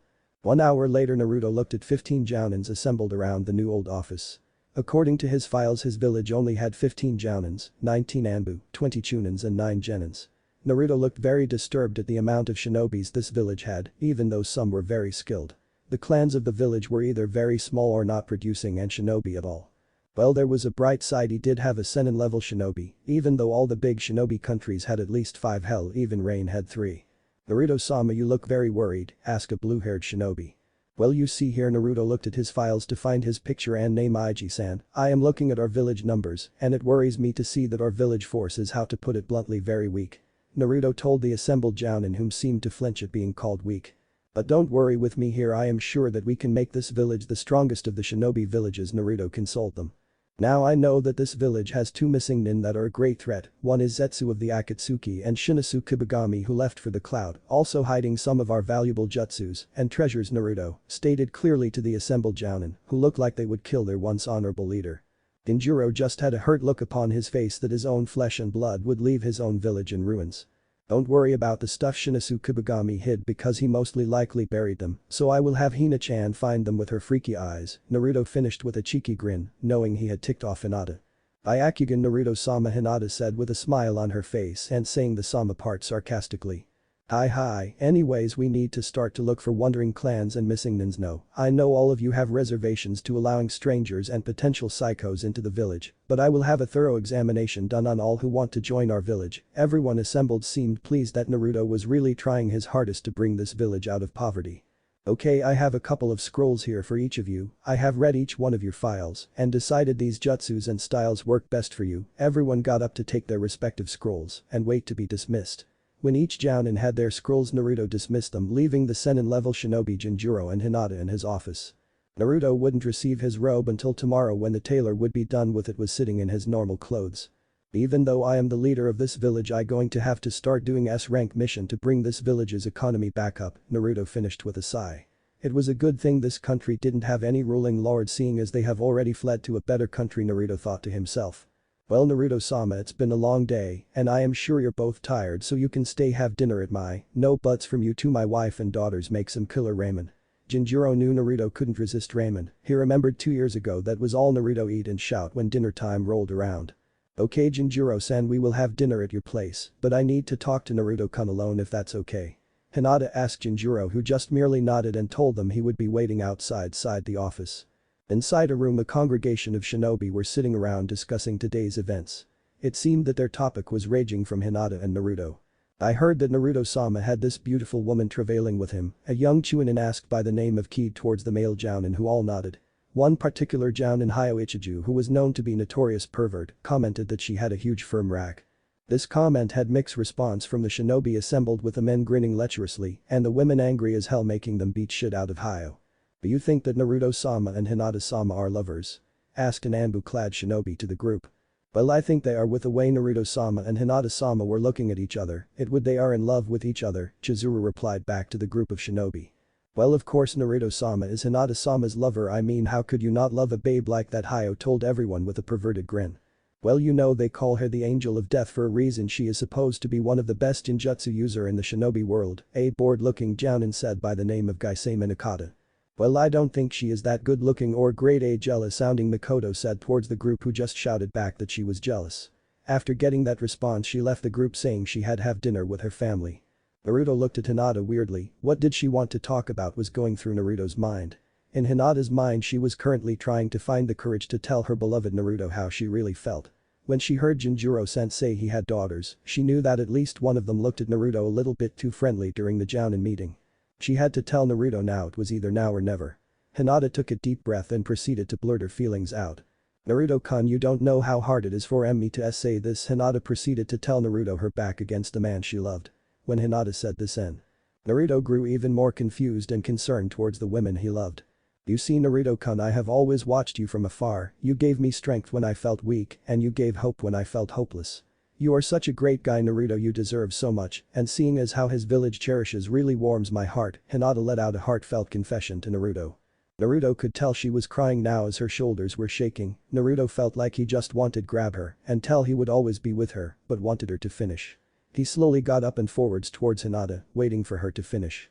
"Naruto-kun, I have wanted to say this to you since the academy days that Hinata said meekly and stuttering. Naruto could only see she was vulnerable right now and made a quick decision to hug her.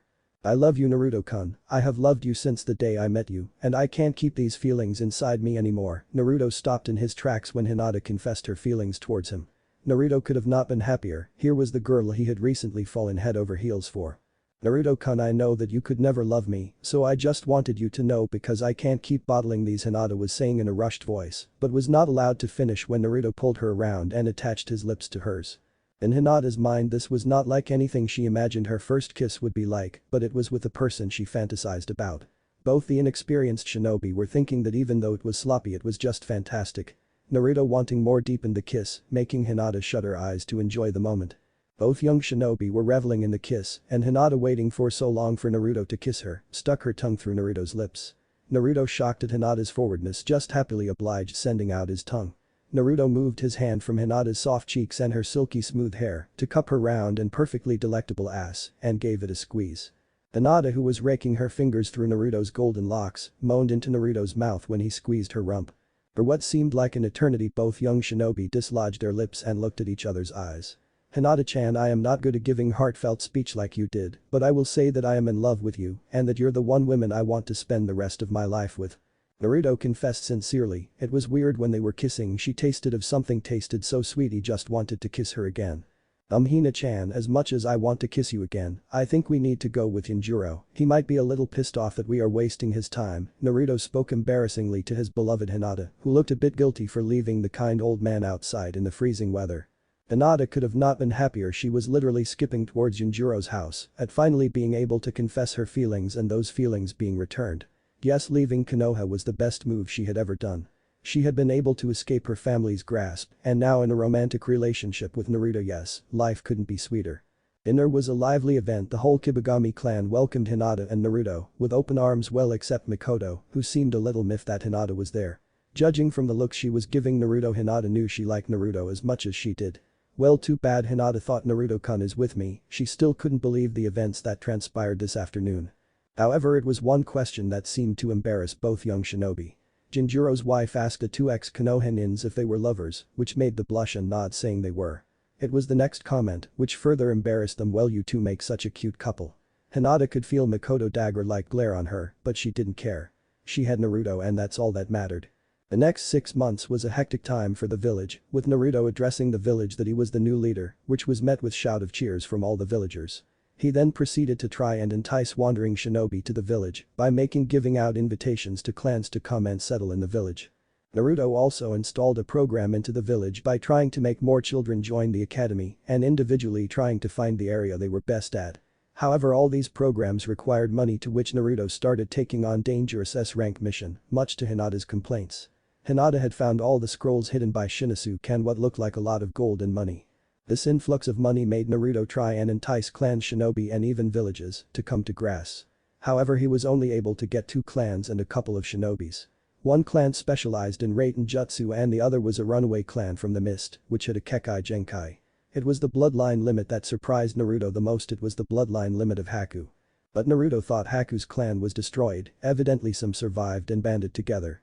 But what a lot of wandering shinobi did was challenge village leaders, and if the village leader beat them, they would swear allegiance to that village. It was on this note that Naruto started training vigorously with some of the scrolls from the sealed room of his office. Naruto started learning different styles with his twin katanas, and it was safe to say that with his blades, Naruto was a force to be reckoned with. He was using the method of Kage Bushin to train with, while making 1000 clones. He could get a week's training done in a day, or was it a month? Naruto still found the theory bit mind-numbing. It was another one of these days that Naruto found out he could do wood element jutsu and metal element jutsu. He was shocked about being able to do wood element, but not the metal one. But according to Kyuubi, he was giving the power to be able to do wood technique. When Naruto asked how he was able to do this, he just laughed in his head, saying that he was the greatest demon in the universe. Naruto's training was coming along fast with him, creating a variety of new justice, and to jutsu style Naruto could was defiantly the strongest in the grass. Even when 6 months passed and it was time for the Chunin exams, Naruto forbade any grass genin to go to the exam. He said he didn't need for them to draw attention to the grass. Naruto told everyone that they needed to grow in power, secretly making their village stronger. Hinata, being an elite jounin of the village, started taking various missions. Some were dangerous, some were mediocre. Even though Naruto was scared of his precious love, he knew she could take care of herself. It really warmed his heart to see that the village welcomed her with open arms, accepting her as if she were the Kusakage. She was also training extremely hard, trying to perfect her Byakugan and Gentle Fist, also learning more Genjutsu. These were the thoughts raging through Naruto's head as he lay naked stroking an equally naked Hinata who was using her finger to outline his muscles. He couldn't believe how wonderful these 6 months had been, and now having sex for the first time with his love was even better. Now he knew the reason why Jiraiya was such a pervert. Sex was a good thing, but making love was an even better thing. He thought back at how this even transpired. From then on out, Hinata and Naruto were even close and were almost inseparable. A whole year had passed and 2 more clans had joined the grass, and Naruto had started expecting wandering shinobi who wanted to serve as strong leader. Naruto had already beaten 5 jounin level shinobi who extremely skilled yet kind to the village, which really pleased that he picked the right people to join. There were no fights among villagers, they all lived with each other in harmony. There was one shinobi which Naruto nearly had to fight with full strength. His name was Kazuki Kazama. The fight was like no other he had ever fought before because he was fighting a Senin level shinobi. Flashback Kazuki fight. So you know what happens when I defeat you, right? You will have to become a shinobi of leaf, Naruto said toward Kazuki. We'll see, Kazuki replied with a smirk. Naruto released the twin blades of destiny and fate into his hands and got into a stance. They were currently fighting in the Chunin exam area with a lot of villagers participating. Hinata was the referee of the match and told them they could start. However, Kazuki did not have a single weapon to use, not even a kunai, and it was until he did a summoning seal to reveal a small sword. Naruto knew this was no ordinary sword and that he should be careful.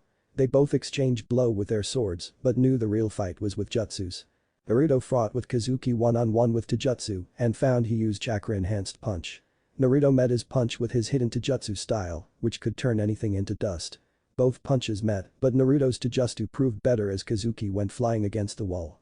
"They're pretty good, but it's time for me use my clan jutsu," Kazuki shouted while getting up. Kazama clan jutsu. Dragon of Magma. Naruto saw a molten dragon come out from the ground and start towards him at an incredible pace. Suiton. Suryudan no Jutsu, Water Release. Water Dragon Blast Technique. Everyone was shocked that Naruto was able to produce a water technique without a water source. However, the water jutsu was unable to stop the lava dragon and the water merely turned into steam. Kazuki merely smirked knowing nothing could stop his lava dragon. Naruto smiled at the shinobi's arrogance. Hyoten. Haryu Muuko, Ice Release. Piercing Dragon Fierce Tiger. Naruto shouted out his technique and the mist around the stadium seemed to collect and cancel the lava dragon in its place. Kazuki was impressed at Naruto's ability to do this, commented on that, but was not going to let.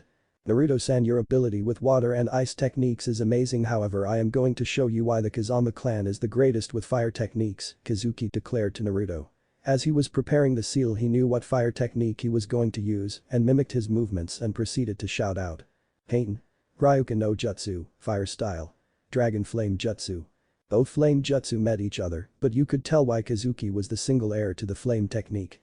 Naruto not able to stop the fire dragon from approaching used on of his original jutsu. Uzumaki clan jutsu. Spiral Flame Jutsu.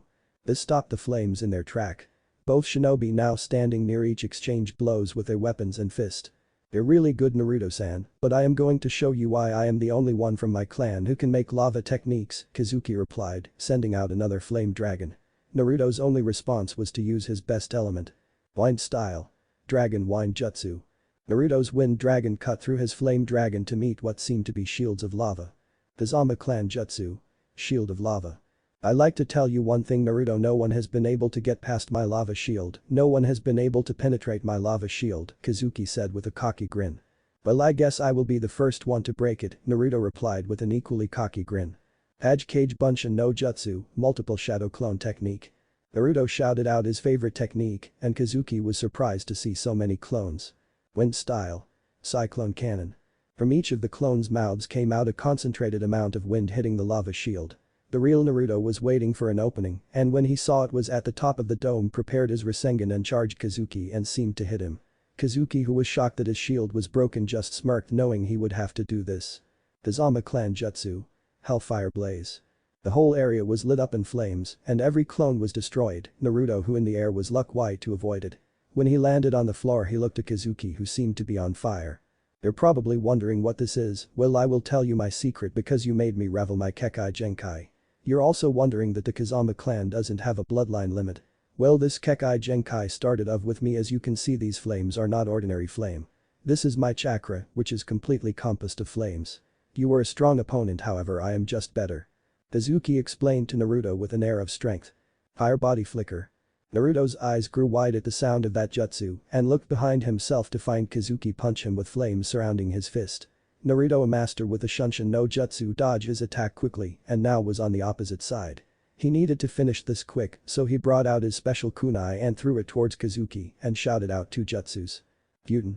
Tatapa, Wind Release. Great Breakthrough. Kunai Kage Bunshin no Jutsu, Kunai Shadow Clone Technique. The wind technique blew all the fires away and the kunai multiplied into hundreds. Kazuki, seeing all these weird looking kunai come towards him, deflected them with a fire technique which seemed to scatter all the kunai in different places. Perfect, Naruto thought and charged his fist with wind chakra and shouted out. Uzumaki clan jutsu. Cutting Fist. Kazuki, you shouldn't blink because this will be over in a second. With that, Naruto performed Hiraishin no Jutsu, Flying Thunder God Technique. As predicted by Naruto, it all happened in a second with Kazuki lying on the ground and Naruto panting for air. This guy was really strong and it made Naruto really excited to have a strong shinobi come to the grass. However, I won't give up that quickly. With that, Kazuki got up and charged Naruto with flames surrounding his fist. Naruto did the only thing he could, which was Mokuten Hijutsu.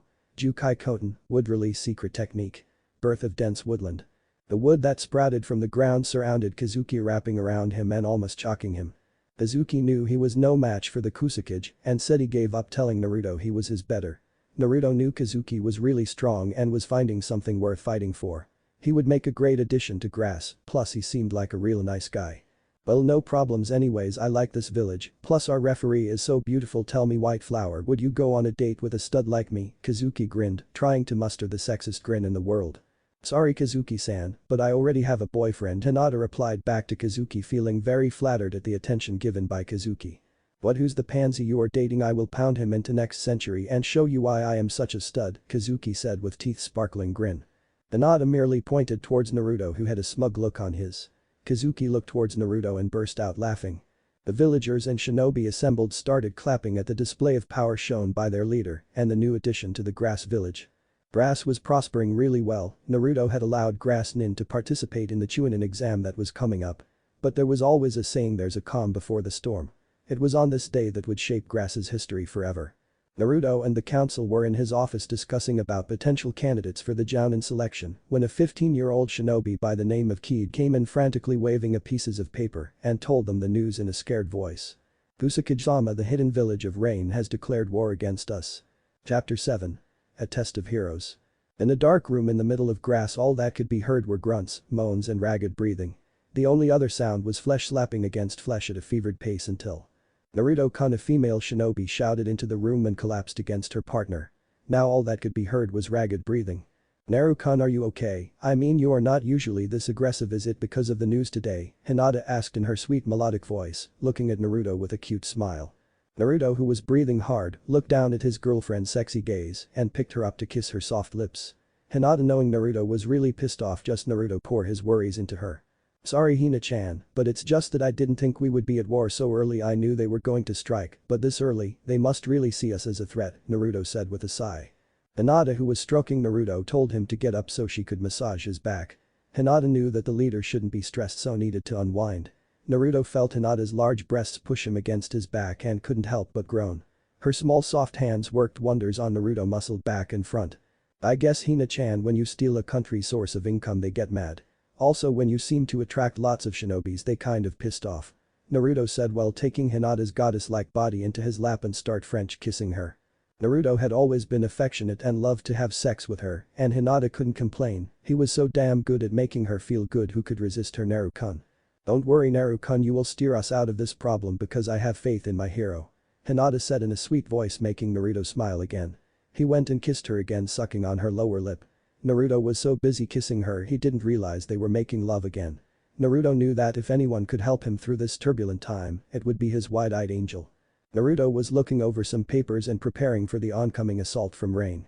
He had put the fastest shinobi on guard duty and made sure not to have too many shinobi on S-rank mission. Naruto was looking over some papers when a large knock resounded through the whole of the office. Knowing whom it was, I told them to come in. It was Shizuru with a big grin on her face and two people next to her. One was an old man with glasses, the next was a woman who seemed to have hospital garment, which could only mean. It seems my luck is as strong as ever, so you must be from the medic clan that seems to be roaming around the shinobi land looking for a place to call home. Let me be frank with you, miss, you couldn't have come at a better time. We really need shinobi medics and we only have 5 in the whole village. Your addition to grass would make us survive the war we have recently been pulled into. Naruto finished with a sigh. The woman was looking at Naruto with shock on her face. No shinobi village she went to wanted medic nins this badly. Some villages thought they were the worst sorts of shinobis. She started smiling. She knew the Kusakage was a great leader, but she wanted to know who the man next to her was. I have checked your records to see you have over 40 people in your clan, which really is a great number. Most of them are Chunin, but don't worry, I have quite a number of scrolls for medics. If you decide to join grass, then I will give you all the medical scrolls I have. Kusakage-sama, I don't know what to say. I mean, no one wants medic shinobi, they think they are the worst type. Why do you praise us so much? The leader of the clan said to Naruto, very shocked that her clan was actually wanted. Well, Yuri-san, the reason is quite simple. I need my shinobis to live and I need my villagers to feel safe that they can go to the hospital and be checked by medic nins. Naruto replied back in the kindest voice he could muster. I am so sorry Tazuna, I almost forgot you were there. So have you considered what I have asked from you? Naruto asked the experienced builder. Even though the people of Wave have lived their whole lives there, I could use a change of scenery. Also, some people just don't feel safe without being part of a shinobi village, so I am guessing half the people of Wave will move to grass, including our best builders, Tazuna replied back with a grin. Good, that's better than I ever hoped for, because your village has so many skills that this village really needs, like builders and traders. It will benefit us greatly. Naruto finished with a big grin. It's good to see you again, Naruto. It's unfortunate that you couldn't become Hokage, but bringing a village like Grass from poverty to greatness will have more meaning than anything else, the aged builder replied with a hint of a grin. Thank you, old man, that really means a lot coming from you. Okay, enough sappy moments. Even though we are at war, one need you to build the best hospital your guys can possibly build. Don't worry about wood or metal because I have jutsu which can do that. Also there's a clan in the village which specialize in earth element jutsus, so they can make any type of clay, or maybe cement, Naruto told Tazuna with a big grin. Yes, Naruto thought this was really working in his favor, now all he had to do was put his Rain plan into action. Yes, if Rain wanted play then he would bring hell to their doorstep. Sir, this please reconsider this act of war. One mean we can always do something. I mean this is suicide. Half of this village will die if it happens, a Rain asked, hoping to change the mind of their leader. Are you afraid of fighting? Then I will strip your rank completely and have you kill the Rain leader, spoke in crazy voice, losing all rational thought. I will send out my most loyal shinobi to take care of that pathetic village. They think they can take our missions, our money. Well, they have another thing coming. With that, the most bloodthirsty shinobi went to attack the village hidden in grass. The Rain that protested thought to himself, I have to do something about this, and I will do something as well. It had been a week since the declaration of war and Grass forces were preparing for the Rain's first strike to defend their home. Lucky for Naruto, the former wave villagers had joined the village so quickly that his hospital was completely done in a week. Not in his wildest dreams would he have thought it would have been finished this quickly. Apparently, with the help of the Nanakas clan who specialized in earth jutsu, the hospital was done extremely quickly and was welcomed with open arms. Not just that, but with the recent Meta clan joining one of the most prestigious clans in Grass who specialized in Florijutsu, quickly formed a great bond with the Meta clan, and working together, they were able to make new medicines from rare flowers, only made by the clan of Grass. Right now Naruto was in conference with all the clan heads discussing their role towards the war and his plan. Right now he made sure the Flora clan and the Meta clan stayed in the village so they could provide help to the rest of the shinobi forces. As always, Kusakage-sama, your decisions in letting in clans has benefited the village the most. Now with the help of the Yagami clan, we are making excellent headway into developing new medicine that will benefit the village, the ecstatic clan leader of the Kurosaki clan said, who of course were the Flora clan. I am glad you are happy as well as the whole village is happy, however everyone here assembled knows what I brought you in for, Naruto said in a grim voice while standing up and looking out the window. They currently in the conference room of the Kusakage Tower, which Shinjiro proclaimed it as. The whole tower was completely cleaned out by Genins and new furniture was put in. Right now the Rain have declared war on us, even though they have not given a specific reason why they have declared war. We all know why we have taken potential missions from them and many wandering shinobis. Naruto stated to each of the clan heads. Every single one of them was sporting grim faces, knowing this would become a dark era for the village, or so they thought. However, even if we somehow win this war we will become very weak, which will allow the 4 big villages that surround us to invade without hesitation, Naruto told them while laying down the side effects of the war. But luck is on our side again. A person once told me that I was so lucky that I should have been a professional gambler, Naruto said with a chuckle in his voice while looking towards his girlfriend, who was also sporting a sly smile, as it was Hinata who told him that. Kusakage-sama, what great fortune has come to you, asked the head of the Raijin clan, who were specialists in Raiden jutsus. All in good time, my friend. However, I will tell you this though, I am not going to let Rain get away with this. We are going to completely invade the village of Rain. Naruto said in a serious voice. Everyone was shocked at what Naruto had just said. Was he really serious? Before anyone could protest, Naruto brought in person into the person who had a cloak on and was standing in the middle of the conference circle. Hopefully this will answer some of your questions, Naruto stated before the hooded person took his hood off. Everyone gasped at whom they saw. It was a Rain nin, but why was he here and for what purpose? I know some of you are just itching to find out why Ken is here, so I will let him explain, Naruto said in a calm tone. Thank you, Kusakage-sama. Council members of the village of Grass, please hear my story. You are probably wondering why I am here. Well, it's because I am here to try and end this meaningless war as soon as possible. With as minimum deaths as possible, the Rain nin Ken stated to them in a pleading tone. You see, the leader Rain is a power-hungry, war-loving monster. Even though half of the shinobi forces want a war, only half, and the rest of villagers don't want a war. They want to live peacefully, and seeing Grass's recent transition of greatness, I know they want to join. Ken told them his part of the story. So basically what Ken is saying, we will ally ourselves with half of Rain. Naruto took over for Ken. Now I know this may sound very radical and completely crazy, but the end result is that the country will become stronger than ever, but we need to strike first before anything else. Naruto said in tone that could not hide his excitement. Kusakage-sama, this sounds brilliant, but what about the remaining Rain nins? Shinjiro spoke out, also voicing the opinion of the rest of the group assembled. From the look Naruto was giving you could tell this question was a hard one to answer. The remaining rain nin must be killed to ensure the future of grass, and that's the sad truth. I may not like it, and it may be barbaric, but it's the shortest way to end this war. Naruto looked down when he said that. This was a decision that all great leaders must do to ensure the safety of their people and home. Knock knock. The loud knocking sound came from the door. Naruto looked towards the door and said. "That my trusted advisor is here, come in," Naruto said while shouting the last part out. The whole room was confused at whom could it be. The Naruto, or should I say Kusakage-sama, a long white-haired man, stepped in with paint marks coming down his eyes. Jiraiya-sama, half of the grass nin in the room, shouted out. "Oh, Hina-chan, you're here as well. Oh, you seem as beautiful as ever." A perverted grin came upon his face while Hinata looked on in disgust at the old man's lecherous ways. "Hiro-sen here tells me that this is the only way I can avoid a bloody war. What I propose is that with half of the Rain Leaders task force coming at us, the other half will be attacked by Rain Nin who want to join grass," Naruto said, stating out the orders. Apparently Naruto would sneak by the Rain's forces and take out the leader and the strongest of the Rain. The rest of the grass would take out the Rain invasion, which wouldn't be a problem seeing as the grasses Jounin and Chunin were much better trained and they had 4 Sennin level shinobi to assist. Jinjuro, Kazuki, Jiraiya and Hinata. Hinata had become insanely strong during the year and was known as the Kusakage's personal bodyguard along as his lover.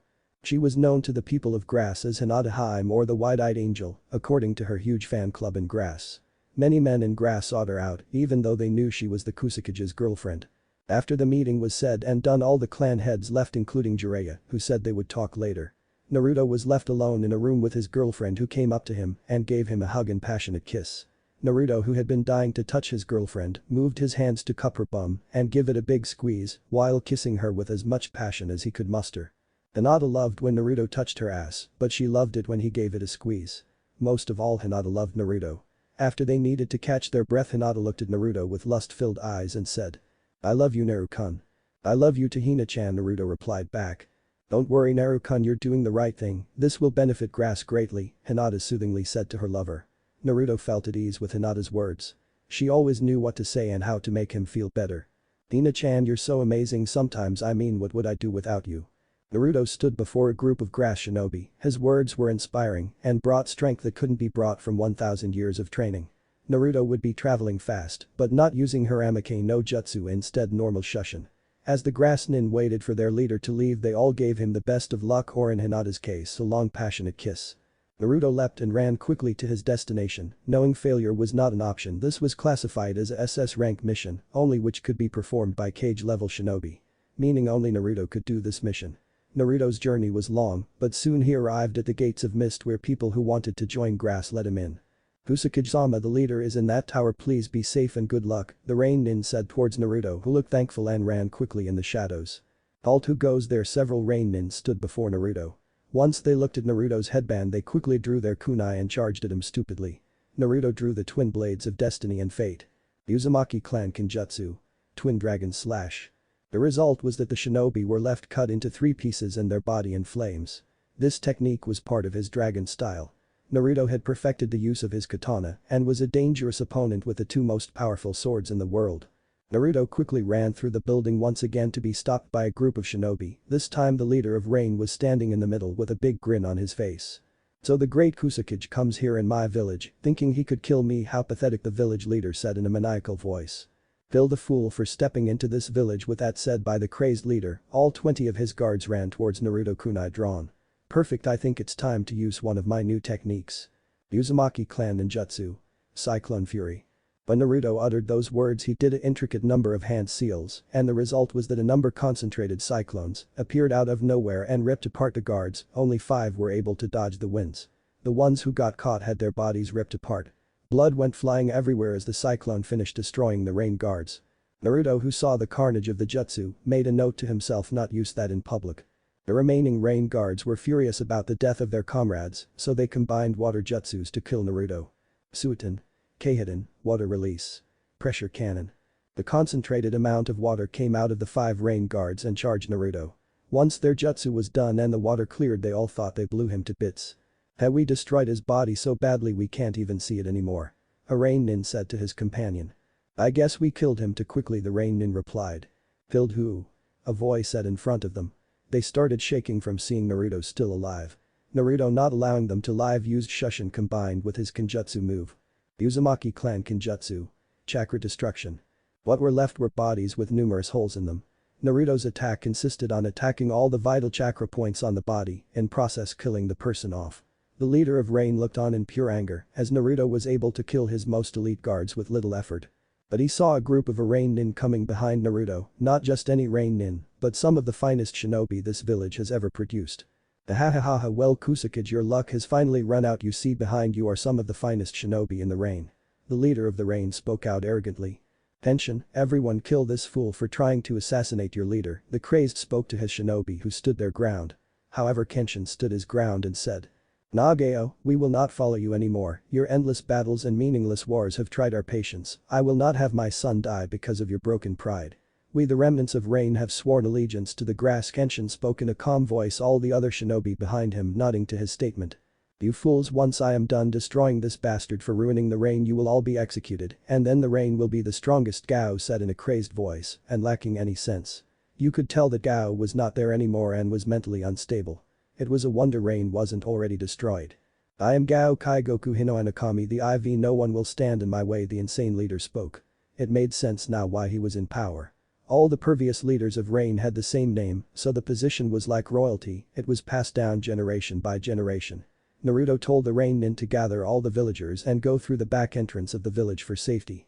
But Kusakage-sama Ken went to protest but was cut off by Naruto. No, you will not fight anymore, you have already had to make a tough decision, no, you will not kill the people you have grown up with and fought with. You have already seen so much bloodshed and chaos, it's time for us to fight you, Naruto spoke. The remnants of the Rain who looked at Naruto with their mouths open. The Kusakage was a true leader, a true shinobi, but most of all he was a true hero. They all knew that they had made the right decision in defection. With that the Rain shinobi ran to their new home, the hidden village of grass. Bao did a number of seals which seemed to be a summon technique to summon a huge trident out of the ground. Naruto looked at the insane fool, he had unruly uncut hair as well as an uncut beard. Gao charged Naruto with his weapon in hand ready to kill the Kusakage. Naruto prepared his hand seals and spoke. Wood release. Spiral timber strike no jutsu.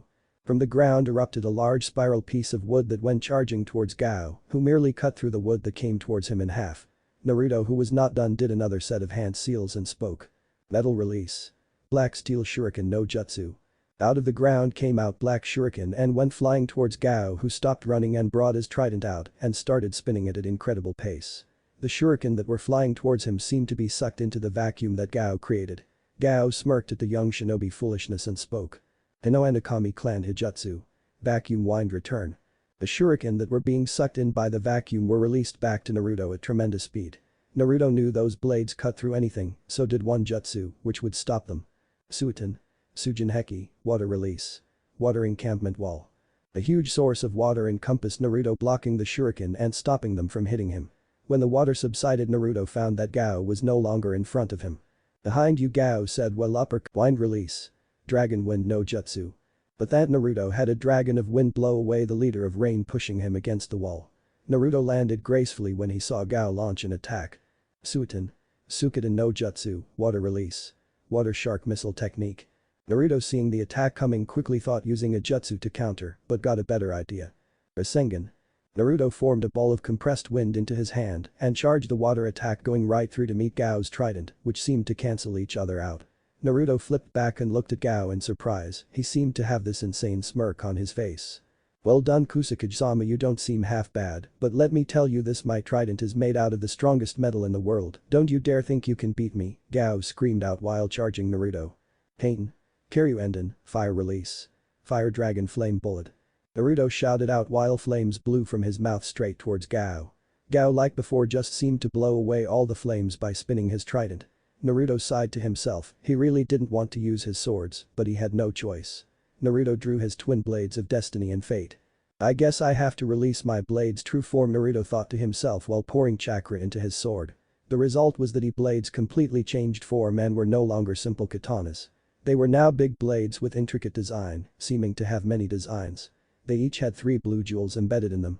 Now you should feel honored that I have shown you my blade's true form, now you will not stand a chance. With those words, Naruto ran at a blinding pace towards Gao. Uzumaki clan Kenjutsu. Secret whirlwind slash. Naruto ran towards Gao and slashed him twice in the air.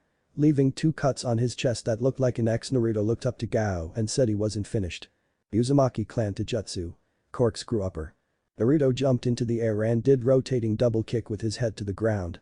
Naruto landed away from Gao, who seemed to be struggling from his attack. As the fight went on, you could tell that Gao was no match for Naruto. His speed and power were not on the level of Naruto's sheer power. Hell, Naruto had not even used Kyuubi's power chakra yet. Gao got up from yet another sword attack and was really pissed off. He knew he had to use his last-ditch effort technique, which completely vaporized Naruto. He quickly got up and started to charge his weapon. Naruto was now confused at what he was doing. He looked like he was gathering chakra into his trident. Gao smirked at Naruto and jumped into the air. "I will show you the true power of my trident. There is no escaping my attack," Gao said while in midair. Trident final attack. Hell's Rage.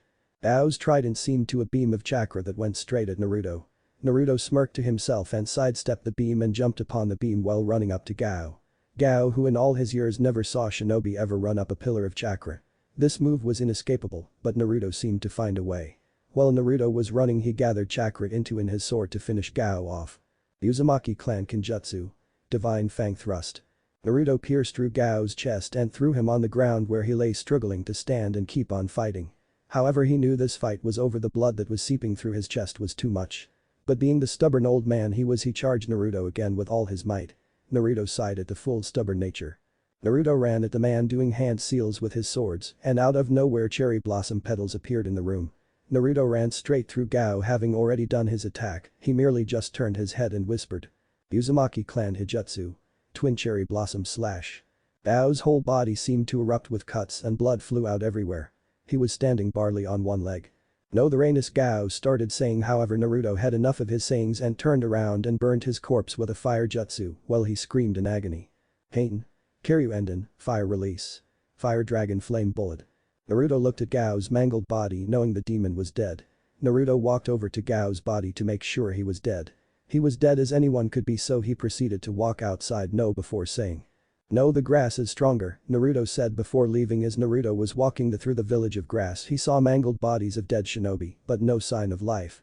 When he stepped out of the village gates, Naruto proceeded to do a number of seals. Fuchius no Jutsu, summoning technique. When the smoke cleared from the summoning, Naruto was on top of a giant toad smoking a pipe. "Yo kid, what's up? Why did you summon me here in the village of Rain?" Gamabunta spoke to Naruto. Naruto explained that he had just killed the Rain leader and some of the Rain shinobi defected to the grass. He also told him what he was going to do with this ghost town. "Okay, Gamabunta, give me some oil," Naruto spoke while looking towards the village. Heian. Gameu Enden, fire release. Toad oil flame bullet. But that Naruto set fire to hidden village of Rain. It was an end of an era, but a start of a golden age for grass. With the village set aflames, Naruto told Gamabunta to head straight to grass as fast as he could. He needed to make sure that the forces of Rain were taken out and the remnants were back safely in his village. The day would be marked as one of the shinobi world's most bloody day, as hundreds of shinobi were killed in a bloody battle. 5 Rain shinobi surrounded the princesses of grass, whom just smirked at their foolishness. I mean, really, have they really never fought against a Hyuga before? The Kesho Kaiten, 8 Trigram Palm's heavenly spin. The Rain shinobi around Hinata were blown away by her powerful Kaiten and could not survive. "Don't you forget that I am strongest female shinobi of the grass," Hinata said in a commanding voice. Over near Kazuki Kazama, he was using his flame jutsu to completely kill his opponent, while the Kibagami clan with their renowned swords techniques were killing the bloodthirsty Rain shinobi with ease. It seems that the Rain's most bloodthirsty shinobi were their weakest. They were winning this fight even though they had their own causalities. The Meta clan were quick to heal them as much as they could unless they were dead. Then battle was wearing down and there were only a handful of Rain shinobi left until a huge toad landed on them with a man standing on top of it. The grass nin's hearts and spirits rose as they saw their fearless leader come back with minimal bruises as possible, meaning that the Rain leader was just all talk and no action. But their leader back. The Battle of Red Rain had ended and thus ending the shortest war in shinobi history. "Well, it seems you guys have everything under control. Let's go back to grass," Naruto spoke in cheerful voice. However, inside he knew he had killed hundreds of people in just one day and that would haunt him forever. Naruto stood on the balcony of the Kusakage Tower while looking down at his people. With the influx of new villagers and shinobi, most of the new arrivals had to sleep in tents until the village could start building more houses for families and more apartments for single people. He looked over at his village. The walls were broken and some houses were destroyed. Even though it was one battle, it still affected grass. Grass was still a small village compared to the great 5 shinobi villages. However, this battle was won too easily. He did not have a lot of conspiracy theories because he knew that grass shinobi deep down were better. However, this easy win along with the migration of half of the Wave Country and Rain Village populace will probably spike the attention of villages he didn't want, mainly Sound and Rock. He knew how much they loved war and that any chance to fight and become stronger they would take in a heartbeat. Right now Naruto needed an alliance, and quickly the problem with Grass was that it was in between three powerful villages that could wipe them out easily if they combined forces. However, he needed to be strong and address his people. My friends, we gone through a trying week and even though luck was on our favor we cannot always be lucky. I also must implore you not to celebrate too much as we have just massacred a shinobi village and lots of lives were lost yesterday. Everyone looked down sadly at their leader's words and were crying like the Hidden Rain survivors. However, with rain the grass has grown and become more stronger. All the villagers had smiles on their faces at their leader's terrible humor. We will grow strong and our wounds will heal. Then the shinobi world will know the name of Kusagakure. With it the whole village erupted in cheers at Naruto's words. Naruto, looking down knowing his job was down, retired to his office to surprisingly find Jiraiya there. Hey Kusakage-sama, lovely speech, should I write that down because you brought tears to my eyes? Jiraiya spoke teasingly towards Naruto, who had a big grin and shook his head at his mentor's words. So when are you leaving, old man? Naruto said with sadness in his voice. Sorry Naruto, you know me, the life of the hermit is the life for me, Jiraiya said in a sing-song voice. Don't you mean the life of the pervert? Naruto jokingly said to Jiraiya. To which he got loud laugh from the super pervert. Don't worry kid, I will still come and visit, besides I have a new mission now, it's to make sure that no one know you're here, along with Hinata, Jiraiya said with a big grin. I was wondering who was killing all the rumors. Thanks old man, I really owe you one, Naruto said to the toad hermit. I can't keep killing those rumors, so sooner or later you're going to have Konoha knocking on your door, so I suggest you make this village powerful and quickly, Jiraiya said to Naruto in serious tone. But before leaving he did have something else to say. So tell me Naruto, when are you going to propose to her? Jiraiya said with a sly grin as he chucked Naruto a custom-made ring of the most precious gold and gems. Naruto, who had a sly grin on his face and just said as soon as he saw her. In the village hidden in leaves, the current Hokage Tsunade was doing some paperwork as usual when she heard Shizune come in carrying more stacks. Don't you think it's stupid for the Hokage to do such trivial thing? I mean signing papers that any moron can do, Tsunade said in a moping voice. Sorry Tsunade-sama, but you have to do this no matter how many excuses you make, Shizune said in a sing-song voice. Tsunade just sighed and wondered how Sarutobi-sensei did this without ripping out his hair. Tsunade-sama, I also have news. As of yesterday the hidden village of Rain is no more, apparently their war with Grass ended within a week, Shizune said in a grim voice. Apparently Jiraiya had sent word of what had happened, saying he was there and witnessed the battle. How can that be? I mean Rain may be weak but they're no pushovers, that just makes no sense. Grass cannot be that powerful, I mean they were only in a civil war like 10 years ago. Tsunade said in a disbelieving tone. Shizune proceeded to tell her what really happened. So Grass has basically become an overnight village of power, even though they are nowhere near the power of Leaf and Mist, Tsunade said in an unhappy voice. Even though that pervert says that the village has no negative goals, it still worries me that they were able to take out a village completely, Tsunade said in a fearful voice. Any news on Naruto-kun yet? Tsunade-sama, Shizune said in a hopeful voice, hoping that her little brother would come back. She missed him deeply, and so did his friends. No Shizune, every time we get near a rumor on Naruto it goes away or just dies, Tsunade said in an unhappy voice. Jiraiya-sama, Shizune said, to which Tsunade nodded, knowing that the old pervert was protecting his student as well as person he grew to accept as a son. God, I miss him, Shizune, I wish her were here, then he would tell what to do, and the shout out, don't worry Tsunade-bachan, you have the future Hokage with you or something like that, Tsunade said in a very convincing Naruto impression, making Shizune chuckle. God, I wish I would hear a voice say bachan one more time, Tsunade said in sad voice. I miss him too, Hokage-sama, a voice came from the doorway said. In the doorway a solemn-looking Sasuke was standing there with guilt-ridden face. I have completed the S-rank missions without worry or problems. I will take the next one as soon as possible, Sasuke said, trying to block the memories of the day Naruto left.